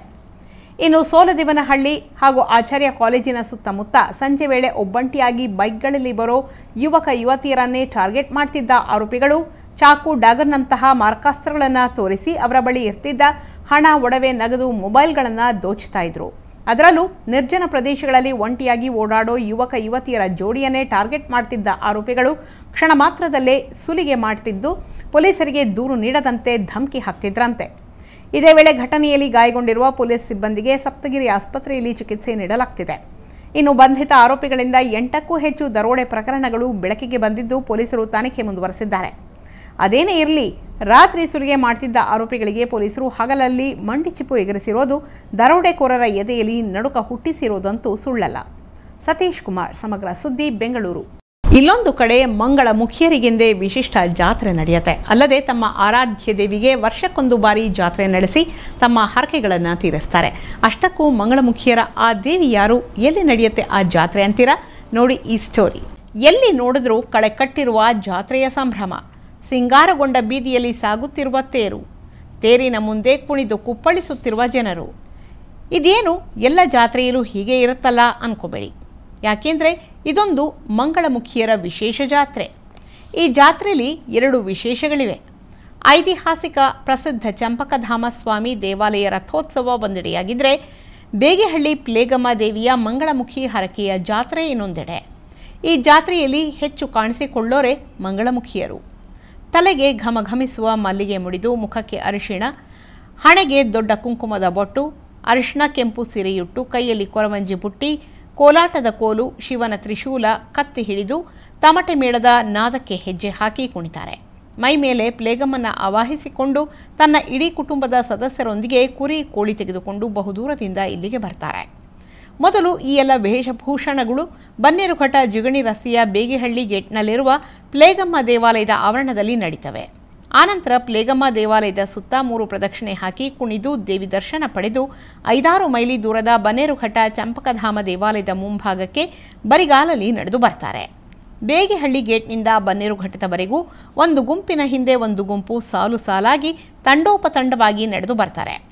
ಹೀಗೆ ಬನ್ನೇರುಘಟ್ಟದ ಎತ್ತರದಲ್ಲಿರೋ ಚಂಪಕಧಾಮ ದೇವಾಲಯದ ಕೆಳಗೆ ಜ್ಯೋತಿಯ ದರ್ಶನ ಪಡೆದು 1-2 ಕುಣಿತ ಹಾಕಿ ಪೂಜೆ ಸಲ್ಲಿಸಿ ಮತ್ತೆ ಬೇಗೆಹಳ್ಳಿಯತ್ತ ಹೆಜ್ಜೆ ಹಾಕ್ತಾರೆ. ನಂತರ ಪ್ಲೇಗಮ್ಮ ದೇವಾಲಯ ಆವರಣದಲ್ಲಿ ಕುರಿ, ಕೋಳಿಗಳನ್ನು ಬಲಿ ನೀಡಿ ಆನಂತರ ಇಲ್ಲಿಂದ ಮತ್ತೆ ಅವರವರ ಊರುಗಳಿಗೆ ತೆರಳುತ್ತಾರೆ. ಪ್ಲೇಗಮ್ಮ ದೇವಿಗೆ ಮಂಗಳಮುಖಿಯರೇ ಸಲ್ಲಿಸ್ತಾರೆ ಈ ಹರಕೆ. ಜಾತ್ರೆಗೆ ಈ ಒಂದು ಹಿನ್ನೆಲೆ ಇದೆ. ಇಲ್ಲಿ ಮಂಗಳಮುಖಿಯರ ಪೂರ್ವಿಕರು ದಿಕ್ಕು ತಪ್ಪಿ ಬಂದು ಊಟ ನೀರು ಸಿಗದೆ ಬಳಲುತ್ತಿದ್ರಂತೆ. ಆಗ ಇದೇ ಹಳೆ ಗುಡಿಯ ಆಶ್ರಯ ಪಡೆದಿದ್ರಂತೆ. ಈ ಪ್ಲೇಗಮ್ಮನ ಅನುಗ್ರಹದಿಂದ ಆ ಮೂಲ ಮಂಗಳಮುಖಿಯ ಹಾದಿಯನ್ನೇ ನೆನಪಿಸುತ್ತಾ ಪ್ರತಿ ವರ್ಷ ಇಲ್ಲಿಗೆ ಬಂದು ತಮ್ಮ ಹರಕೆ ಒಪ್ಪಿಸೋದು ಇವರ ಪ್ರತೀತಿ. ಪಿಳೇಕಮ್ಮ ದೇವಿಗೆ ಹರಕೆ ಹೊತ್ತಂತೆ ನಡೆದರೆ ಕುರಿ, ಕೋಳಿ ಬಲಿ ಕೊಡ್ತಾರೆ. ಮಂಗಳಮುಖಿ ಮೇಲೆ ಪ್ಲೇಗಮ್ಮ ಬಂದು ಬಲಿ ಕೊಟ್ಟ ಪ್ರಾಣಿಯ ಕುತ್ತಿಗೆಯಿಂದ ಬಿಸಿ ನೆತ್ತರನ್ನು ಹೀರಿ ಪ್ರಾಣಿಯನ್ನ ಬಾಯಲ್ಲಿ ಕಚ್ಚಿಕೊಂಡು ಕುಣಿತಾರೆ. ಈ ಜಾತ್ರೆಗೆ ದೂರದ ಆಂಧ್ರ, ತಮಿಳುನಾಡಿನಿಂದಲೂ ಜನಸಾಗರ ಹರಿದು ಬರುತ್ತೆ. ಜಾತಿ ಧರ್ಮದ ಭೇದವಿಲ್ಲದೆ ಎಲ್ಲ ಧರ್ಮದ ಮಂಗಳಮುಖಿಯರು ಈ ಜಾತ್ರೆಯಲ್ಲಿ ಪಾಲ್ಗೊಂಡು ತಮ್ಮ ಹರಕೆ ತೀರಿಸ್ತಾರೆ. ಸಿ ಕಾರ್ತಿಕ್, ಸಮಗ್ರ ಸುದ್ದಿ, ಆನೇಕಲ್. ಪಕ್ಷೇತರ ಅಭ್ಯರ್ಥಿ ಸುಮಲತಾ ಅಂಬರೀಷ್ಗೆ ಮಳವಳ್ಳಿ ಬಿಜೆಪಿ ಘಟಕ ಬೆಂಬಲ ಘೋಷಿಸಿದೆ. ಅಂದಹಾಗೆ ಮಳವಳ್ಳಿ ತಾಲೂಕಿನ ಕಾರ್ಯಕರ್ತರ ಸಭೆ ನಡೆಸಿದ ಬಿಜೆಪಿ ಸುಮಲತಾ ಅಂಬರೀಷ್ರನ್ನ ಎಲೆಕ್ಷನ್ನಲ್ಲಿ ಬೆಂಬಲಿಸಲು ತೀರ್ಮಾನ ಕೈಗೊಂಡಿತ್ತು. ಮಳವಳ್ಳಿ ಪಟ್ಟಣದ ಹೊರವಲಯದಲ್ಲಿರುವ ಮಾರೇಹಳ್ಳಿ ಶ್ರೀ ಲಕ್ಷ್ಮೀ ನರಸಿಂಹಸ್ವಾಮಿ ದೇವಸ್ಥಾನದ ಆವರಣದಲ್ಲಿ ಬಿಜೆಪಿ ಪಕ್ಷದ ಕಾರ್ಯಕರ್ತರ ಸಭೆ ನಡೆಯಿತು. ಸಭೆಯಲ್ಲಿ ಬಿಜೆಪಿ ಮುಖಂಡ ಮುನಿರಾಜು, ತಾಲೂಕು ಬಿಜೆಪಿ ಅಧ್ಯಕ್ಷ ಶಿವಸ್ವಾಮಿ, ಪ್ರಧಾನ ಕಾರ್ಯದರ್ಶಿ ಕುಮಾರ್, ಕೃಷ್ಣ, ಕರಲಕಟ್ಟೆ ಮಹೇಶ್ ಸೇರಿದಂತೆ ಹಲವರು ಭಾಗವಹಿಸಿದರು. ಇನ್ನು ಸಭೆಯ ನಂತರ ಮಾತನಾಡಿದ ಬಿಜೆಪಿ ಮುಖಂಡ ಮುನಿರಾಜು, ರಾಷ್ಟ್ರ ಮತ್ತು ರಾಜ್ಯ ಮಟ್ಟದಲ್ಲಿ ಬಿಜೆಪಿ ವರಿಷ್ಠರ ಆದೇಶದಂತೆ ಮಂಡ್ಯ ಲೋಕಸಭಾ ಪಕ್ಷೇತರ ಅಭ್ಯರ್ಥಿ ಸುಮಲತಾ ಅಂಬರೀಷ್ಗೆ ಮಳವಳ್ಳಿ ಬಿಜೆಪಿ ಘಟಕ ಬೆಂಬಲ ನೀಡಲಾಗುವುದು ಅಂತ ತಿಳಿಸಿದರು. ಎಲ್ಲರ ಒಂದು ಗುರಿ, ಅದರಲ್ಲೂ ಹೆಚ್ಚಿನ ರೀತಿಯಲ್ಲಿ ನಮ್ಮ ತಾಲೂಕಿನಲ್ಲಿ ಬಹುಮತವನ್ನು ಕೊಟ್ಟು ಅವರಿಗೆ ಆಶೀರ್ವಾದ ಮಾಡಬೇಕು ಅನ್ನೋ ಒಂದು ದೃಷ್ಟಿನೇ ನಮ್ಮ ಎಲ್ಲರ ಒಂದು ಕಾರ್ಯಕರ್ತ ಮತ್ತು ನಮ್ಮ ಎಲ್ಲ ಪಕ್ಷದ ಮುಖಂಡರ ಒಂದು ಉದ್ದೇಶ. ಅಲ್ಲದೆ ಅವರ ಪರ ಚುನಾವಣೆಯಲ್ಲಿ ಪ್ರಚಾರ ನಡೆಸಲಾಗುವುದು. ಜೊತೆಗೆ ಸುಮಲತಾ ಅಂಬರೀಷ್ ಈ ಕ್ಷೇತ್ರದಲ್ಲಿ 50,000 ಮತಗಳಿಗೂ ಹೆಚ್ಚು ಅಧಿಕ ಮತ ನೀಡಿಸುವ ಬಗ್ಗೆ ವಿಶ್ವಾಸ ವ್ಯಕ್ತಪಡಿಸಿದರು. ಇದಲ್ಲದೆ ಚಿಹ್ನೆ ಬಳಿಕ ಬೂತ್ ಮಟ್ಟದಲ್ಲಿ ಪ್ರಚಾರ ನಡೆಸಲಾಗುವುದು. ಇದಲ್ಲದೆ ಈಗಾಗಲೇ ರೈತ ಸಂಘ ಸೇರಿದಂತೆ ಎಲ್ಲಾ ಸಂಘಟನೆಗಳು ಸುಮಲತಾ ಅಂಬರೀಷ್ ಪರ ಬೆಂಬಲ ವ್ಯಕ್ತಪಡಿಸಿದ್ದು ಅವರ ಜೊತೆಗೂಡಿ ಸಮಾಲೋಚನೆ ನಡೆಸಲಾಗುವುದು ಅಂತ ಅವರು ಹೇಳಿದರು. ಎನ್ ಲೋಕೇಶ್, ಸಮಗ್ರ ಸುದ್ದಿ, ಮಳವಳ್ಳಿ. ದಿನೇ ದಿನೇ ನಗರವಾಸಿಗರಲ್ಲಿ ಸ್ವಚ್ಛತೆಯ ಅರಿವು ಕಡಿಮೆಯಾಗ್ತಿದೆ ಎಂಬ ಮಾತಿದೆ. ಹೀಗಾಗಿ ಬಸವನಗುಡಿಯ ಪರಿಸರ ಪ್ರೇಮಿಗಳಿಂದ ಬುಲ್ ಟೆಂಪಲ್ ಸುತ್ತಮುತ್ತಲಿನ ಪ್ರದೇಶಗಳಲ್ಲಿ ಸ್ವಚ್ಛತೆ ಶಿಬಿರ ಆಯೋಜಿಸಲಾಗಿತ್ತು. ಇನ್ನು ಶಿಬಿರದಲ್ಲಿ 106 ಕೆಜಿಯಷ್ಟು ಕಸ ಸಂಗ್ರಹಿಸಿ ಬಿಬಿಎಂಪಿಗೆ ನೀಡಿ ಜಾಗೃತಿ ಮೂಡಿಸುವ ಕೆಲಸ ಮಾಡಿದ್ದಾರೆ. ಬೆಂಗಳೂರು ನಗರದ ಬಸವನಗುಡಿಯ ಪ್ರಸಿದ್ಧ ಸ್ಥಳವಾಗಿರುವ ಬುಲ್ ಟೆಂಪಲ್ ದೊಡ್ಡ ಗಣಪತಿ ದೇವಾಲಯದ ಸುತ್ತಮುತ್ತಲಿನ ಖಾಲಿ ಜಾಗಗಳಲ್ಲಿ ಎಲ್ಲೆಂದರಲ್ಲಿ ಕಸ, ಪ್ಲಾಸ್ಟಿಕ್ ಬಾಟಲಿಗಳನ್ನು ಎಸೆದು ಪರಿಸರಕ್ಕೆ ಧಕ್ಕೆ ಉಂಟು ಮಾಡಲಾಗಿದೆ. ಹೀಗಾಗಿ ಇದರ ಬಗ್ಗೆ ಪಾಲಿಕೆಯವರಾಗಲಿ ದೇವಸ್ಥಾನದ ಆಡಳಿತ ಮಂಡಳಿಯವರಾಗಲಿ ತಲೆ ಕೆಡಿಸಿಕೊಳ್ಳದೆ ಕೈಕಟ್ಟಿ ಕುಳಿತುಕೊಂಡಿದ್ದಾರೆ. ಆದರೆ ಇದರ ಮಧ್ಯೆ ಇಲ್ಲೊಂದು ತಂಡ ಮಾತ್ರ ಇಲ್ಲಿನ ನಗರವಾಸಿಗಳಿಗೆ ಸ್ವಚ್ಛತೆ ಬಗ್ಗೆ ಅರಿವು ಮೂಡಿಸುವ ಕೆಲಸ ಮಾಡಿರೋದು ಶ್ಲಾಘನೀಯ ಸೇವೆ ಅನ್ನಬಹುದು. ಪ್ಲಾಸ್ಟಿಕ್ ಪೇಪರ್ಸ್ ಮತ್ತು ಏನೇನು ಕಸ ಇತ್ತು ಅದನ್ನೆಲ್ಲ ಕ್ಲೀನ್ ಮಾಡಿದ್ದೀವಿ. ಇದು ಬಸವನಗುಡಿ ಹತ್ರ ಬುಲ್ ಟೆಂಪಲ್ ಅಂತ. ಇಲ್ಲಿ ಎಷ್ಟೊಂದು ಜನ ಬರ್ತಾರೆ, ವಿಸಿಟರ್ಸ್ ಬರ್ತಾರೆ, ಪ್ಲಾಸ್ಟಿಕ್ ಪೇಪರ್ಸ್ನೆಲ್ಲ ಹಾಕ್ಬಿಟ್ಟು ಹೋಗ್ತಾರೆ. ಆ ಥರ ಮಾಡಬೇಡಿ. ಇಲ್ಲಿರೋ ಪ್ಲೇಸ್ನ ನೀಟಾಗಿ ಇಟ್ಕೊಳ್ಳಿ. ಸ್ವಚ್ಛತೆ ಕಾಪಾಡೋದು ಸ್ಟೂಡೆಂಟ್ಸ್ ಆಗಿ, ಸಿಟಿಸನ್ಸ್ ಆಗಿ ನಮ್ಮ ಕರ್ತವ್ಯ. ಇನ್ನು ಬೆಳಗ್ಗೆ 6 ಗಂಟೆಗೆ ಪ್ರಾರಂಭಿಸಿ 11 ಗಂಟೆಗೆ ಮುಕ್ತಾಯಗೊಂಡ ಶಿಬಿರದಲ್ಲಿ 2 ಲಾರಿಯಷ್ಟು ಕಸ ಸಂಗ್ರಹಿಸಲಾಗಿದೆ. ಈ ಸಂದರ್ಭದಲ್ಲಿ ಸ್ವಾಟ್ ಸಂಸ್ಥೆ ಅಧ್ಯಕ್ಷ ಸಿಂಹಾದ್ರಿ, ಮಿಡಿತಾ ಫೌಂಡೇಶನ್ ಅಧ್ಯಕ್ಷ ಡಾಕ್ಟರ್ ಪರಿಸರ ಮಂಜು, ಪರಿಸರ ಪ್ರೇಮಿಗಳಾದ ಶಶಿ, ಶ್ರೇಯಸ್, ಯಶಸ್, ಹರ್ಷ, ಕಿರಣ್ ಸೇರಿದಂತೆ ವಿದ್ಯಾರ್ಥಿಗಳು ಹಾಜರಿದ್ದರು. ಪರಿಸರ ಮಂಜು, ಸಮಗ್ರ ನ್ಯೂಸ್, ಬೆಂಗಳೂರು. 4 ವರ್ಷಗಳಿಂದಲೂ ಸಮಯಕ್ಕೆ ಸರಿಯಾಗಿ ಮಳೆ ಬೆಳೆ ಆಗದೆ ರೈತರು ತಮ್ಮ ದನ, ಕರು, ಕುರಿ, ಮೇಕೆ, ಹಸುಗಳನ್ನು ಮೇಯಿಸಲು ಮೇವಿಲ್ಲದೆಯೇ ಕುಡಿಯಲು ನೀರಿಲ್ಲದೆ ಪರದಾಡ್ತಿದ್ದಾರೆ. ಅಲ್ಲದೆ ತಮ್ಮ ಸಂಸಾರ ನಿರ್ವಹಣೆಗೆ ಸಾಕಷ್ಟು ಕಷ್ಟಪಟ್ಟರೂ ಸಂಸಾರ ನಿಭಾಯಿಸಲು ಸಾಧ್ಯವಾಗದೆ ತೊಂದರೆ ಪಡ್ತಿದ್ದಾರೆ. ಹೌದು, ಚೇಳೂರಿನಲ್ಲಿ ತಮ್ಮ ಮಕ್ಕಳನ್ನು ಸಾಕುವ ಸಲುವಾಗಿ ರೈತರು ಜೀವನೋಪಾಯಕ್ಕಾಗಿ ಹೈನುಗಾರಿಕೆಯ ಮೊರೆಯೂ ಹೋಗಿದ್ದಾರೆ. ಇಂತಹ ಸಂಕಷ್ಟ ಕಾಲದಲ್ಲಿ ಚೇಳೂರಿನ ಹೊರವಲಯದ ರೈತ ಪೂಲರಾಮಪ್ಪ ಎಂಬುವರಿಗೆ ಸೇರಿದ ಬಾವಿ ಬಳಿ ದನ ಕರುಗಳಿಗೆ ಕೂಡಿಟ್ಟ 3 ರಾಗಿ ತೆನೆ ಮತ್ತು ಹುಲ್ಲಿನ ಬಣವೆಗಳಿಗೆ ಇಂದು ಬೆಳಗಿನ ಜಾವ ಆಕಸ್ಮಿಕ ಬೆಂಕಿ ಬಿದ್ದಿದ್ದು ಇಡೀ ಬಣವೆಗಳು ಭಸ್ಮವಾಗಿವೆ. ಇನ್ನು ಇದರ ಪಕ್ಕದಲ್ಲಿಯೇ ಇದ್ದ ರೈತ ಪೂಲ ರವಣಪ್ಪನವರ ಬಣವೆಗೂ ಬೆಂಕಿಯ ಜ್ವಾಲೆ ತಗುಲಿ ಸುಮಾರು 20,000 ಬೆಲೆ ಬಾಳುವ ಬಣವೆ ಸುಟ್ಟು ಹೋಗಿದೆ.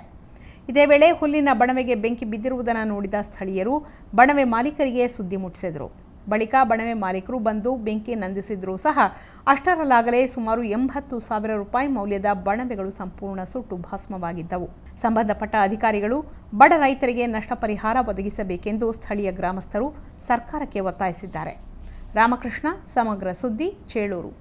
ಏಪ್ರಿಲ್ 18ರಂದು ನಡೆಯುವ ಲೋಕಸಭೆ ಚುನಾವಣೆಯಲ್ಲಿ 18 ವರ್ಷ ಮೇಲ್ಪಟ್ಟ ಎಲ್ಲರೂ ಕಡ್ಡಾಯವಾಗಿ ಮತದಾನ ಮಾಡಬೇಕು ಅಂತ ಸಹಾಯಕ ನಿರ್ದೇಶಕ ಸೋಮಶೇಖರ್ ಮತದಾರರಿಗೆ ಕರೆ ನೀಡಿದ್ದಾರೆ. ಬಂಗಾರಪೇಟೆ ಪುರಸಭೆ ಕಾರ್ಯಾಲಯ ಕಡ್ಡಾಯ ಮತದಾನ ಮಾಡುವ ಜನಜಾಗೃತಿಯ ಬೈಕ್ ಜಾಥಾ ಕಾರ್ಯಕ್ರಮವನ್ನು ಬಂಗಾರಪೇಟೆ ಪಟ್ಟಣದ ಮಾದರಿ ಪ್ರಾಥಮಿಕ ಶಾಲೆ ಆವರಣದಲ್ಲಿ ಹಮ್ಮಿಕೊಳ್ಳಲಾಗಿತ್ತು. ಅಂದಹಾಗೆ ಈ ಕಾರ್ಯಕ್ರಮವನ್ನು ಸಹಾಯಕ ನಿರ್ದೇಶಕ ಸೋಮಶೇಖರ್ ಉದ್ಘಾಟಿಸಿದರು.